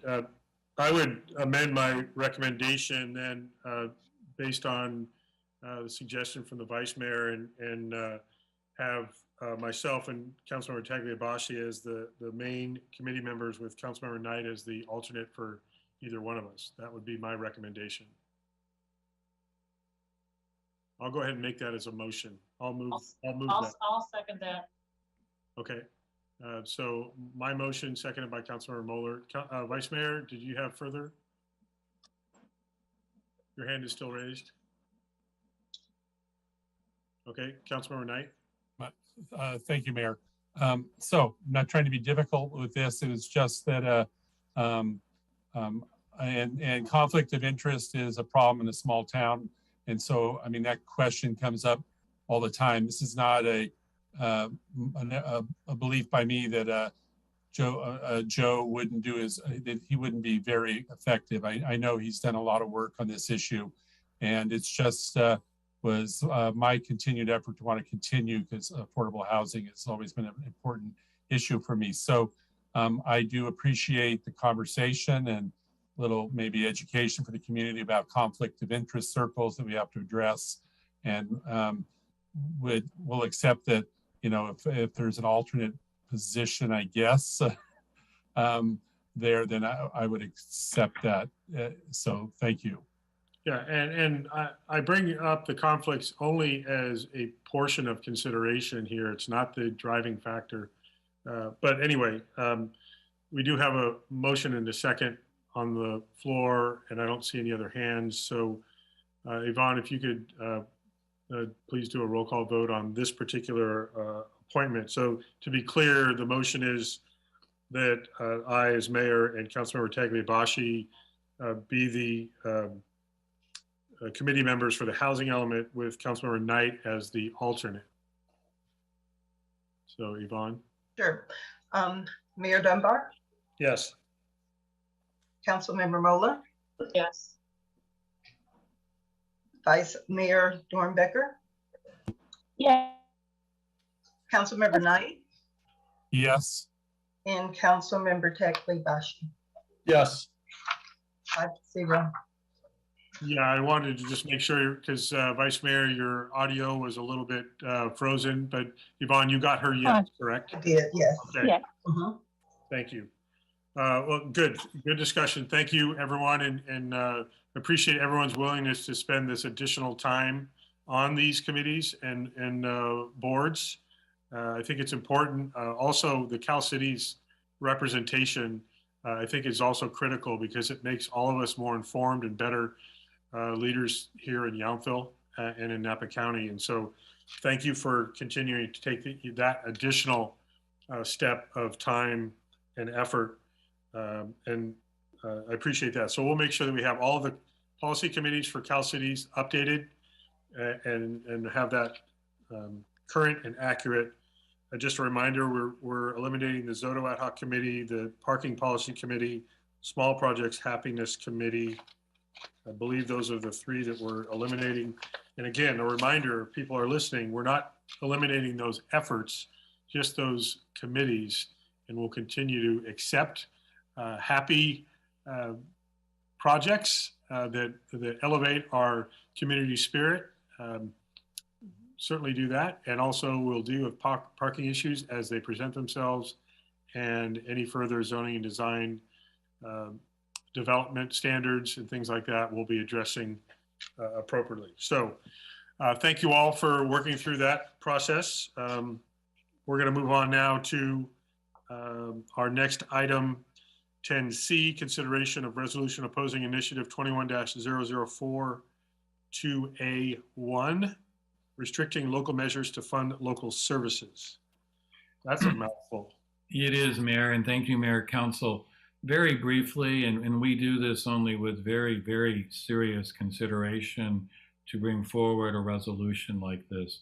But this is a resolution that the council would be approving to oppose a measure being funded by the California Business Roundtable, which would severely restrict and place limits on a wide range of city town voter approval of fees, charges, franchise fees, and it would even attempt in some ways to restrict and undo measures that have already been approved. So I don't need to share with you that this is a very, very concerning ballot initiative. It's sponsored by the same group that really brought forward a lot of the earlier soda tax proposal opposition, and there was a understanding. But basically, they're trying to gut local government's ability to raise the revenues and funds necessary for us to do the work that we need to do. So there's a resolution of support. We would be joining a League of California Cities, Coalition California, CSAC, Association of Counties, and a significant number of other community-based and trade and labor organizations that recognize that this is a bad way to do business. So if you have questions, there's a fairly detailed staff report, but that's really the intent here, is that we're going to be adding the town's name and opposing this, and then being more engaged to the limit that we are able to in a potential ballot situation should this reach the ballot. The hope is that increased public awareness will result in people realizing that this is a very self-serving interest on the part of the business community and not in the residents' best interest. Yes, as you properly identified in the staff report, this came back even worse than the one that did not proceed in terms of the potential loss of local authority and decision-making capability. So that is fundamentally what Cal Cities does, is advocate on our behalf. And if this does make it to the ballot, we're going to need to be supporting all of our brother and sister cities and towns. So appreciate you bringing this forward, Steve. Are there any questions about this item? Councilmember Moeller. You're muted.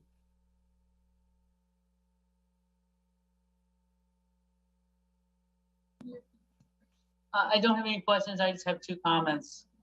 Okay, let me just double check that there's no public comment or specific questions about this. I don't see any other hands raised. Yvonne, is there any public comment on this item? I don't see any hands raised either. Okay, thank you. So Councilmember Mueller, go ahead with your. I just wanted to, my first comment, say that as our town manager brought up, this is not, legislation doesn't, we don't have a legislation subcommittee. Legislation doesn't really come up on our agenda. But we do in our council policies have something that says if it's unique and important to Yountville, and we are a town, then it's appropriate to bring this up. So I'm just kind of throwing that out there so people don't, want to start bringing up lots of different legislative items without you kind of knowing the framework around this. And in my second comment, I just wanted to remind the public and the rest of the council that this is exactly what they're trying to prevent, is exactly when we went out to vote. And John, you can probably correct me if I'm wrong, but I think it was in 2006, we used a ballot measure that was advisory only for the community center. And so if this was enacted, we would never have been allowed to do that. So just to kind of bring it home into context of what this means. So those are my comments. Thank you. Thank you. I saw a hand, but I see that it's been lowered. So any further discussion, or is there a motion to accept the staff recommendation? So moved. I'll second. So Vice Mayor Dornbecker motion, seconded by Councilmember Moeller. Yvonne, if you could roll call vote, please. Okay. Okay, let me make sure I have the motion and second. Ms. Moeller? Vice Mayor, motion, Vice Mayor Dornbecker, second, Councilmember Mullen.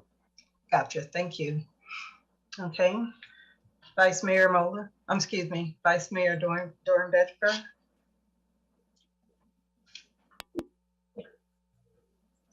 Okay, I think I heard you. That was a yes. Councilmember Moeller, Yes. Councilmember Knight, Yes. Councilmember Tagliabashi, Yes. and Mayor Dunbar. Yes, 5-0. thank you. Okay, we're going to move ahead to item 11A, our monthly financial report for January 2022. I'll take that one on, Mayor. Good evening, Hey, Kyle. Mayor and Council. Another pretty straightforward report for you guys this month. So today I'm going to be reviewing the town's financial report for the month of January, which represents 58.3% of our fiscal year. So a little over the halfway mark. So on the revenue side, sales and property tax collections are trending nicely, taking into account our standard sales tax 2.5 to 3 month lag. We're looking at a bit stronger than expected sales tax collection for the year, and property tax is trending very close to what we would expect. TOT revenues continue to be higher than originally anticipated. It is prudent to note that a majority of the TOT collections above our current fiscal year target will be making up for revenue that we lost in last fiscal year due to COVID. And of course, we're also not sure how long this trend of very strong TOT collections will last. And a couple of general fund revenues to highlight. We have a very high looking fine and forfeitures revenue. The reason for that is we had a couple of TOT payment penalties for late TOT payments. And then the town also had to administer administrative penalties. So that we obviously didn't budget for those. So that's what's making that look very high. And then our high rent and concessions, those are due to the town recently invoicing for the 2022 annual RH parking lease, as well as our Parks and Rec department seeing a nice recovery in their facilities rentals. And then miscellaneous revenues, a couple of things in there are the rental program registration revenues. And then we're seeing healthy art donations and art sales as well.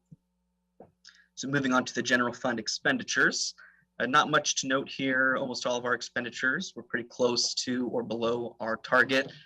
The only exception is our community promotion budget, but we are expecting that to level out throughout the year. And capital projects expenditures, very simply, all of our capital projects are within budget amounts, so no notes, nothing to note there. And then our revenues and expenditures in our water and wastewater enterprise funds, they're also trending fairly close to our 58.3 target. Only exception is our interest income. It's less than we were expected. We're just receiving less interest on our reserves than expected at the beginning of the year. And in January, we did complete all of our transfers from wastewater operating fund 62 to wastewater capital funds 63 and 64. So any questions? Any questions for Kyle? No, Kyle, thank you very much for the update. You're welcome. Next, John, I believe we're going to hear from you about water conservation for January 22. Yes, sir. I'm going to share my screen really quick for my usual presentation. Can you see the standard there? Yes. Okay, thank you, Mr. Mayor and Council. I'm John Furringer, Public Works Director, and I'm here to give the water conservation update for January. I'm going to give February and March together in April. So February's numbers would have been or are being collected today at the end of yesterday. So that's why we're going to lag a month. The story remains the same. As you can see on last presentation, we're in a severe drought. We remain in a severe drought. And of significance, the red extreme drought is starting to creep back in the northwesterly edge of the state. So we're keeping an eye on that, and our severe drought continues. And the message is also rain now won't really help. So when you look at the red in this graphic, it's showing the state of California, and the range from 50 to 70% of our normal precipitation over the last 2 years. So we're right around 65% of what we'd normally get in the last 24-month period. So it's implausible to believe that a magic March would make up that big of a difference. So the things to consider are a phase 2 condition is probably going to continue fairly indefinitely. The good news is we have water in the reservoir and we know that's full. So that means a phase 3 is not likely pending in the near future. In April, we will get word from the state regarding our water deliveries for the next water year. So here's sharing some good news. We've been talking about water conservation this whole time. Comparing January 22 of this year to January 21 of last year, we have a 37.3% reduction. So people are getting the message. And January was dry, and we still met the goal of 20% reduction. So that's the good news. I do have to correct a number that was in the staff report. I had said that our rector use was 235 acre feet to this point in the year. It's actually only 233.4. And if you do the math on it, it aligns with something that Kyle just said in the last presentation. We're at 58.3% of the time, and we're at 58.3% of our 400 acre feet. And we are below the seasonal average target that we had set at the beginning of the year. So conservation measures are working. With the weather returning to warm again, what you're going to see is the town is prepared, town staff is prepared to put out door hangers that are going to go to every house in town.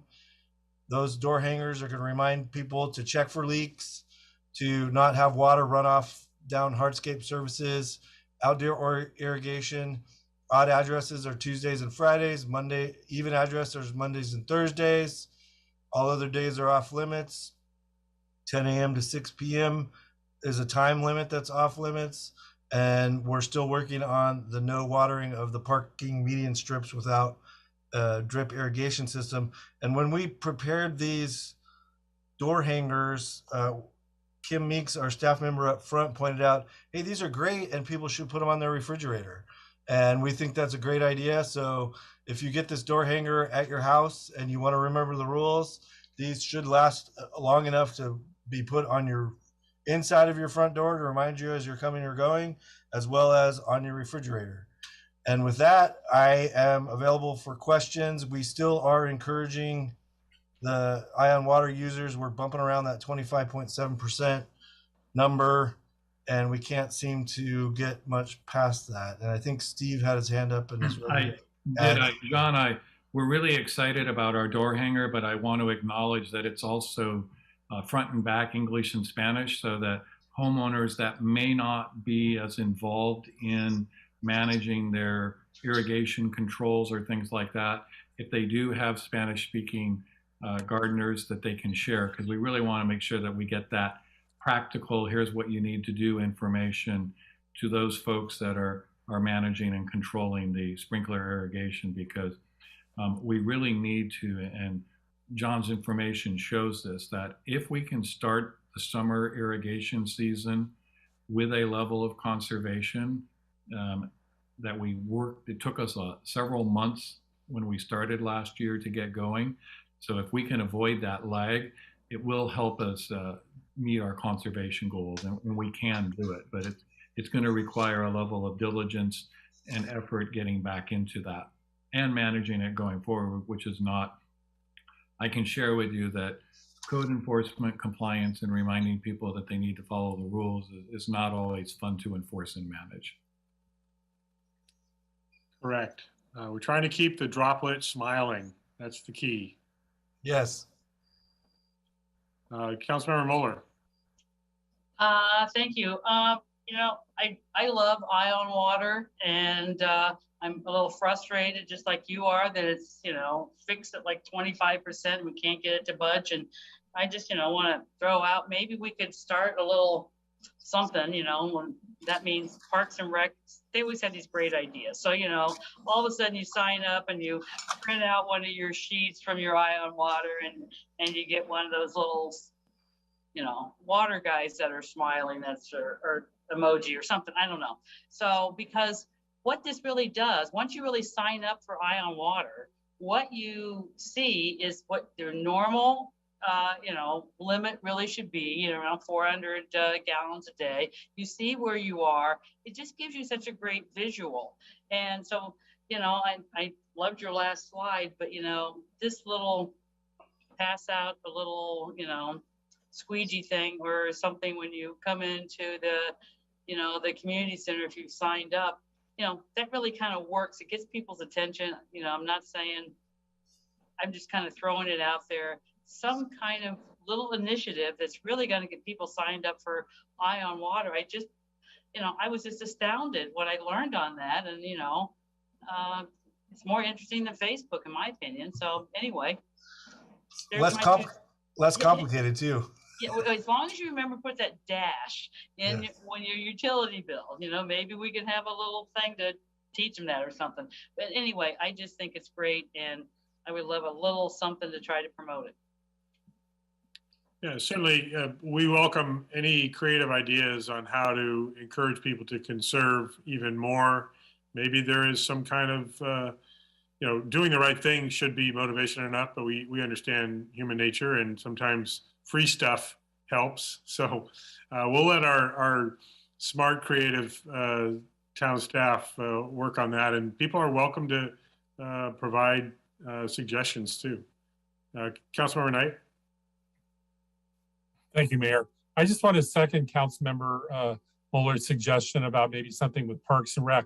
And the only reason it reminded me, and why I also enjoy when we interview members that want to participate in the Parks and Recs Commission, is that one of those people that we interviewed threw out that suggestion of maybe Parks and Recs can be an educational tool. And I think it's a great idea to somehow, where people make that connection to Parks and Rec, that we also, have an opportunity then to reach out to them about water conservation, because this is not going away. It's going to be a constant challenge for us. So good idea. Thank you. It comes to mind that our town manager does enjoy costumes. We might need to get a dancing droplet out there on the street and see how that motivates people. Either they'll be motivated for him to stop dancing or to dance more. I'm not sure which.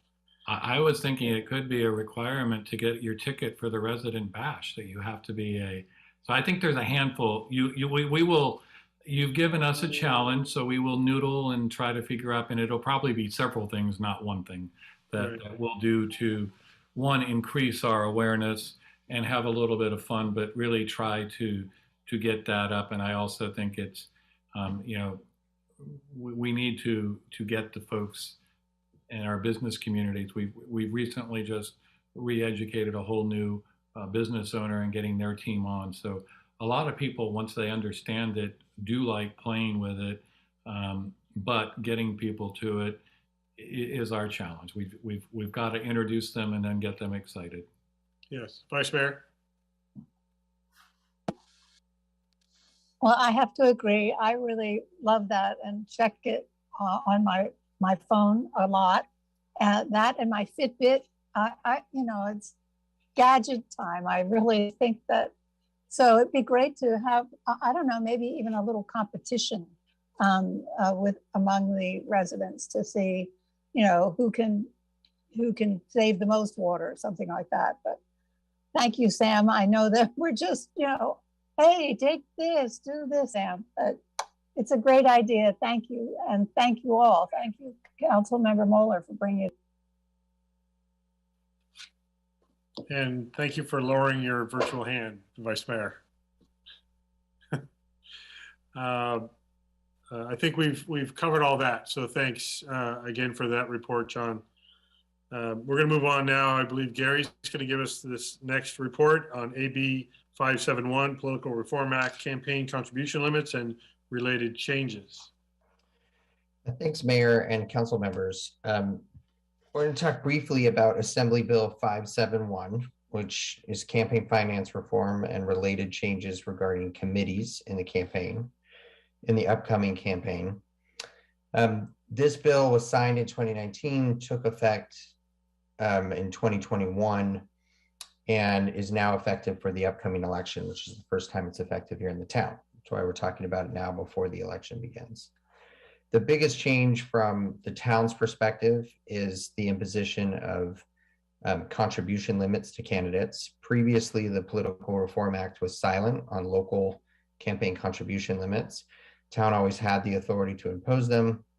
Now this law imposes the same limit as statewide candidates for assembly and for Senate. And so the default limit now in town limits is 4,900. That's adjusted by the FPPC at the same time the FPPC adjusts other limits in state law, like gift limits and things like that. So every 2 years that will go up. The town still retains the authority to change that limit up or down or no limit, but must do so affirmatively. And as of yet, that has not occurred. So the default in state law will apply to the upcoming election. AB 571 also makes a series of changes to committees, intercommittee transfers, fundraising for primary and general election, which is a statewide election issue, not at the local level, and some other rules related to committee financing and how it's accounted for. Those things are really outside the scope of the presentation. Those are campaign issues for all of you, don't really relate to the town.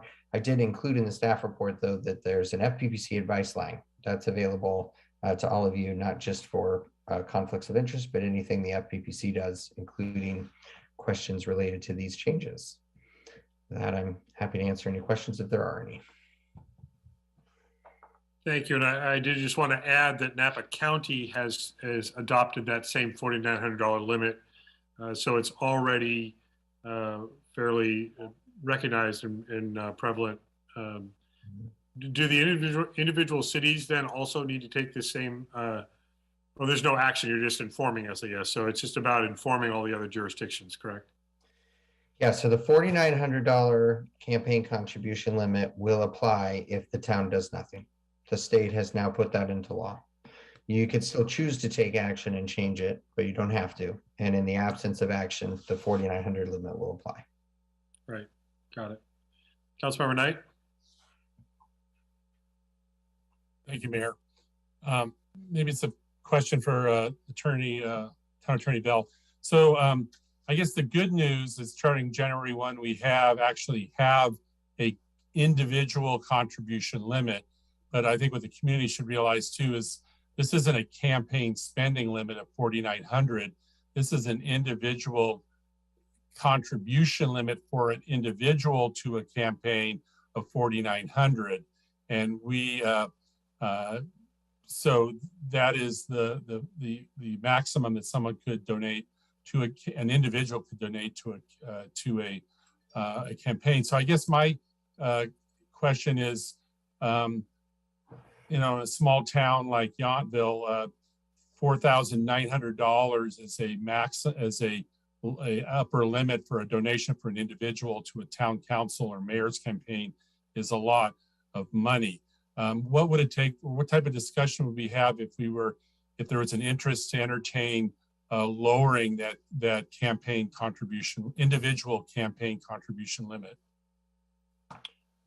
That would be at the discretion of the council. There are some constitutional limits on how low you can go. There are First Amendment rights of the candidates in raising money and spending it. There's First Amendment rights of the folks who are making contribution to candidates to support their candidacy. Contribution limits that are too low have been found to violate the First Amendment. And so somewhere in the low hundreds of dollars have been found to violate the First Amendment. There's a balancing test there and a whole body of case law that advise on if the council chooses to adopt a lower or a different contribution limit. But that's a discussion for the 5EU, and it's subject to a future council action item for an ordinance typically. Is that I'm sorry, just follow up, Mayor, one question. Is that an action that would affect this November's election, or would it be an action we'd be taking that would be only effective in future elections after this year? It could affect this election if it were implemented in time, yes. That's the only question I have. I have maybe a further comment, but that was my only question now. Thank you, Mayor. Gary, do you know what the deadline is to modify if that's attempted? I'd have to go and look. I think that it's there's the period to pull papers 88 days before, and then fundraising can occur at different points, and including I think now. There's fundraising, of course. There'd be different things to consider. There's action committees not affiliated with candidates. They have different rules on how they can fundraise and spend money and report that on different. Then there's the candidates themselves. There's different disclosures for contributors, both under state law. So that can continue on a rolling basis. I think you can continue, at least as to the action committees before, to influence a local election to the extent that's occurring. I know there has been Form 460s that have been filed in the town before for those types of expenditures and contributions. So I don't think there's a hard cutoff. It's just a matter of when that law would take effect and if it would have the be in time for the fundraising and expenditures the council is interested in. But there's no retroactivity to it, is there? Correct. Okay. Councilmember Knight, further comments? Just a comment if there's no other questions. Go ahead. I'm interested in entertaining a conversation about it because when I ran in 2020, in talking with Michelle Dahm there, she said most people filed Form 470, and that that's basically a form where we take, we're filing and agreeing on a honor code, I guess, not to spend more than $2,000. So, in that election, one candidate, reached almost the current level, filed a Form 60 and reached this level that we currently are talking about. And just in a small town of Yountville, it just seems to me having a conversation about lowering the individual contribution limit to something where, we wouldn't have potential individuals contributing thousands and thousands of dollars or $3,000 or $4,000 to individual candidates would have a major impact. I know it's a complicated conversation when you talk about First Amendment, whatever, that has been entered into the conversations over the last few years, which I'm not sure I really agree with, but we're a small town, and having people being able to donate up to almost $5,000 to as a candidate is a lot of money. So I don't know what the rest of the council thinks, or whether they are interested in a conversation about individual contribution limits being lower than the 4,900, but I would be interested in that conversation. Yeah, we're not going to have that tonight. It's not I guess if we're talking about this now, just a survey, I guess, if there's other members that are interested. That's all I'm asking. So thank you. What I'm trying to do is make sure you don't violate the fact that this is not agendized to get into discussion. This is an informational report, and we can address it. It's months from taking effect because the election isn't going to be called for several months. So I think you can provide feedback individually to Gary and Steve and see if there is interest going forward. I want to be very careful not to, this is an informational report that doesn't lead to action. And so please just submit your thoughts and comments directly to Steve and Gary about this, and then we'll potentially discuss it in further detail in a future agendized time. So I would just appreciate your understanding on that one. No, I understand, Mayor, and that I wasn't proposing a particular number or any but just a conversation that I thought. I'm telling other council members, I understand. Councilmember Knight, please, just I'm going to move on from the meeting item here. This is an informational item. It's not an action item. And so I'm just asking you to stay within those parameters. We understand your point, and we've heard your point, but I am going to make sure that we don't violate the agenda and have any further discussion. So it can be brought up in the future. I will do that. Thank you, Mayor. I appreciate that. Thank you. Okay. We're going to move on to council meeting reports. I just have very quickly, there was a meeting today at the Napa County Flood Control and Water Conservation District. Mainly, there was discussion about the format of meetings, because we have been in a hybrid setting for the good part of the last 2 years. We agreed that we were going to stay in that format for the foreseeable future. It is significantly more convenient and also reduces vehicle miles traveled by the distant jurisdictions. And so we are going to have the chair of the meeting, whether it be, currently it's Napa Mayor Sedgley. It rotates between the city of Napa and the county, but the chair will always need to be in the Board of Supervisors chambers to be able to manage the Zoom format because when Mayor Sedgley took over and he did it from City Hall, he could not see the hand raising and the public comment. So anyway, that was much of our meeting today. We also had a presentation on the state subvention program, which is where we receive significant percentage of expenses reimbursed by the federal government. Napa Valley Transportation Authority, can't remember if we met since the groundbreaking, but there was a groundbreaking ceremony I attended along with other members of the board down at the new bus maintenance facility site on Sheehy Court. And that is down close to between South Napa and American Canyon. And that's going to be the location of the new maintenance facility that's, among other things, going to allow the NVT public transit system to convert over to electric vehicles over many years. So that project is going forward, significantly funded by federal, state, and regional funding, which is a great partnership at all levels. So that was kind of a main takeaway from latest MBTA activity. I don't remember if there was anything else to report there. Upper Valley Waste Management Authority, do we have any report?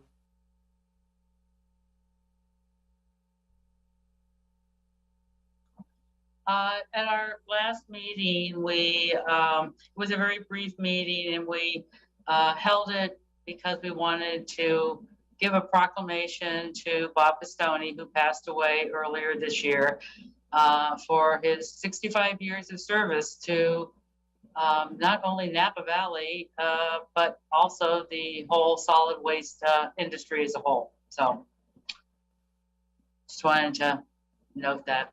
Thank you. Do you have anything from LAFCO? No, I reported on that at our last meeting, and our next meeting is in April. Thank you.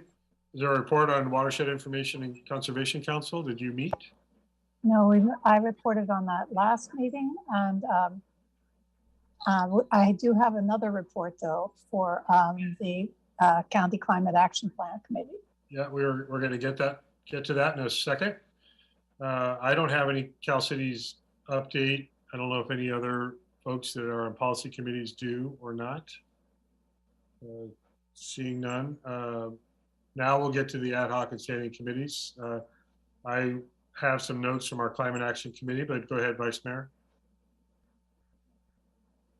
Well, I thought it was very interesting. We did have a presentation from Quentin G., who's the supervisor of the California Energy Commission's Transportation Energy Forecasting Unit, about the electrical grid and changes that are taking place and aspects that are being added. And we ended up even talking about the idea of wind power, offshore wind power, as a possibility to add to the other, solar and other wind power that we use, and other alternative energy issues. So that was very interesting. That was the most important thing, I thought. Yeah, I'll just add to the Vice Mayor's report on that. There was talk about the impacts on the power grid with the conversion to all electric building REACH codes, also EV charging station blueprint, and how different types of vehicles are starting to become electrified, not all. I asked specifically about public works and emergency services vehicles, especially the heavy duty or extra heavy duty, and some of those just aren't feasible or even exist at this point. Also, a conversion of agricultural equipment, off-road equipment, and some freight from diesel to alternative energy sources. And then also it was brought up about streamlining solar permits. So yes, there was an interesting presentation by Mr. Gee. That's all I had from that Climate Action Committee as well. Any other standing committee reports, ad hoc committee reports? I did want to, I don't see any hands. I did want to mention to make sure everyone knows, the state did change the indoor mask wearing mandate on Tuesday. The state changed the requirement. It lifted the indoor mask mandate even for unvaccinated people. That's why I'm able to sit here tonight without a face mask on. But also, as of that took effect today, that even unvaccinated people are no longer required to wear face masks unless they are in the high-risk areas like public transit, healthcare settings, things like that. So there still are some limitations. They're also going to be lifting the indoor mask mandate for schools and childcare facilities after Friday, March 11th.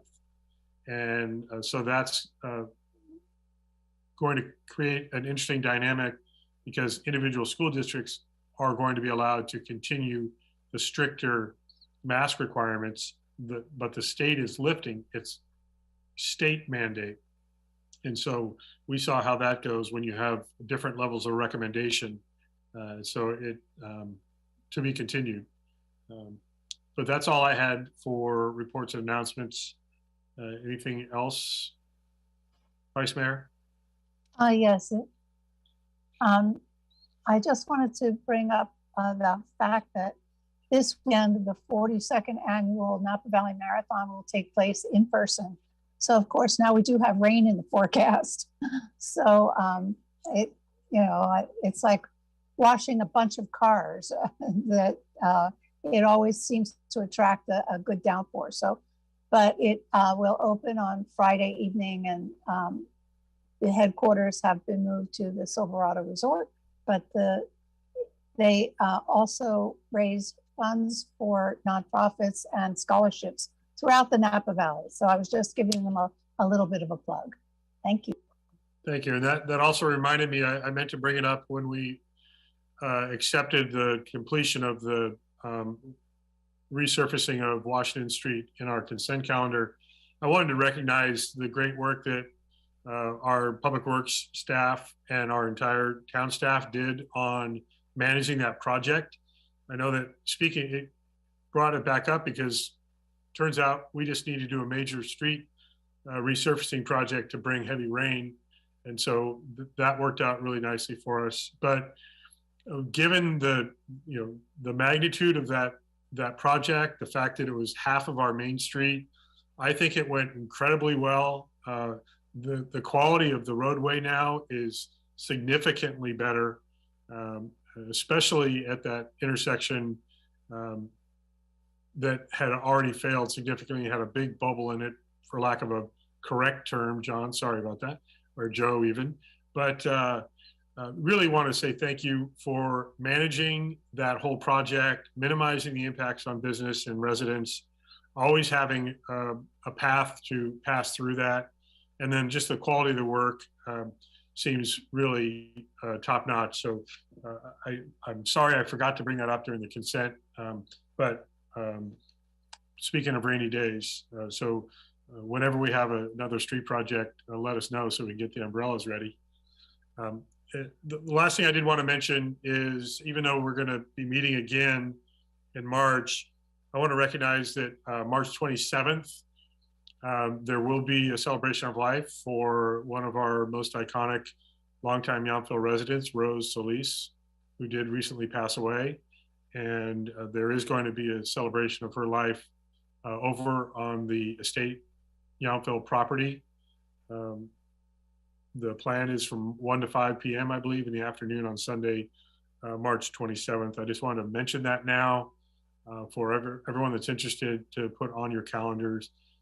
There are many folks here in our community and the greater Napa Valley community that are going to be recognizing Rose and her family and all that she and they have meant to our Yountville community. So I want to just recognize that that is coming up and thank everyone that is working hard to put together an appropriate celebration of her life. So with that, I believe that Mayor, I'm sorry, Yes. I just, real quickly, I should have brought this up sooner before your final comments, but I just wanted to thank the town and particularly Jennifer Carvala for making the Veterans Park available last Friday. The Star family, Debbie and Andy, invited the community to hear about Ukraine, and there was some very passionate and eloquent students from San Francisco, Ukrainian students that spoke about the war, and there was about 50 people there, and I want to thank the town for making the park available so that we could meet and hear about a crisis that we need to be actively aware of and to support the end of it. So thank you. Thank you for that. Also, I wanted to acknowledge, and I don't have the dates in front of me, Samantha, I'm going to put you on the spot about Yountville Little League. I know that the signups are happening. It's more of a Jennifer question, but she's not here. Can I just say that folks that have Little League age children, they are planning on having a season this year. I don't know, Samantha, if you've got the dates. I have not heard opening day yet, but I know they have 3 teams and we're working on more, so they're still taking signups. Right.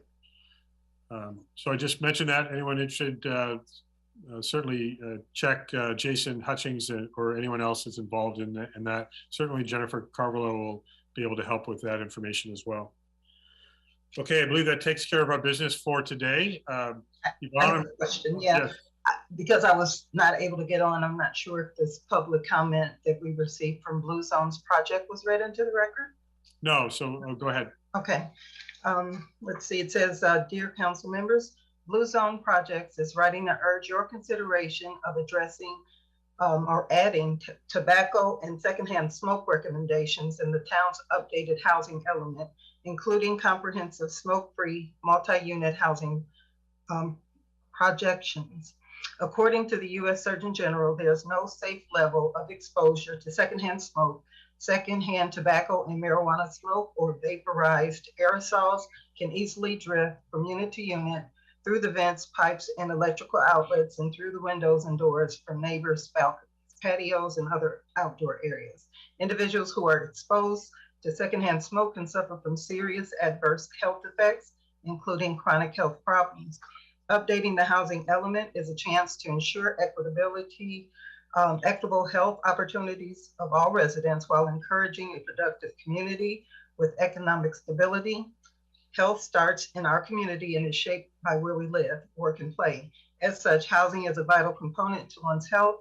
The inclusion of tobacco control restrictions to prevent secondhand smoke and aerosol exposure will provide profound health benefits to all residents so they can live or have happy and productive lives. As you work on updating your housing element, we would ask that you consider incorporating the following language into your goals and policy: to reduce secondhand and thirdhand smoke, death, and disability, adopt and enforce a comprehensive smoke-free ordinance for multifamily housing properties that cover all exclusive use areas, both exterior and exterior areas such as private balconies and decks, and interior unit spaces, as well as common areas not already covered by state law. And this is from Joaquin Brazo, Executive Director, and Kelly Bond, Public Policy Advocate.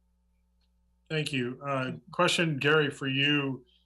Can we move that public comment in the minutes to the public comment portion of the meeting, even though it's at the end of the recording?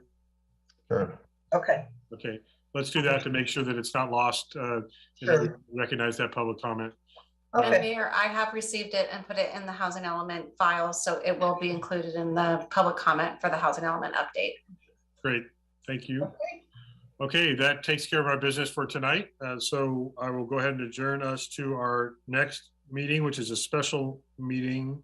I'm not sure why it's a special meeting. I don't think it is. I think it's a regular meeting on Tuesday, March 15th at 3 o'clock. Okay. Meeting adjourned. Thanks, everybody. Thank you. Good night, all. Night.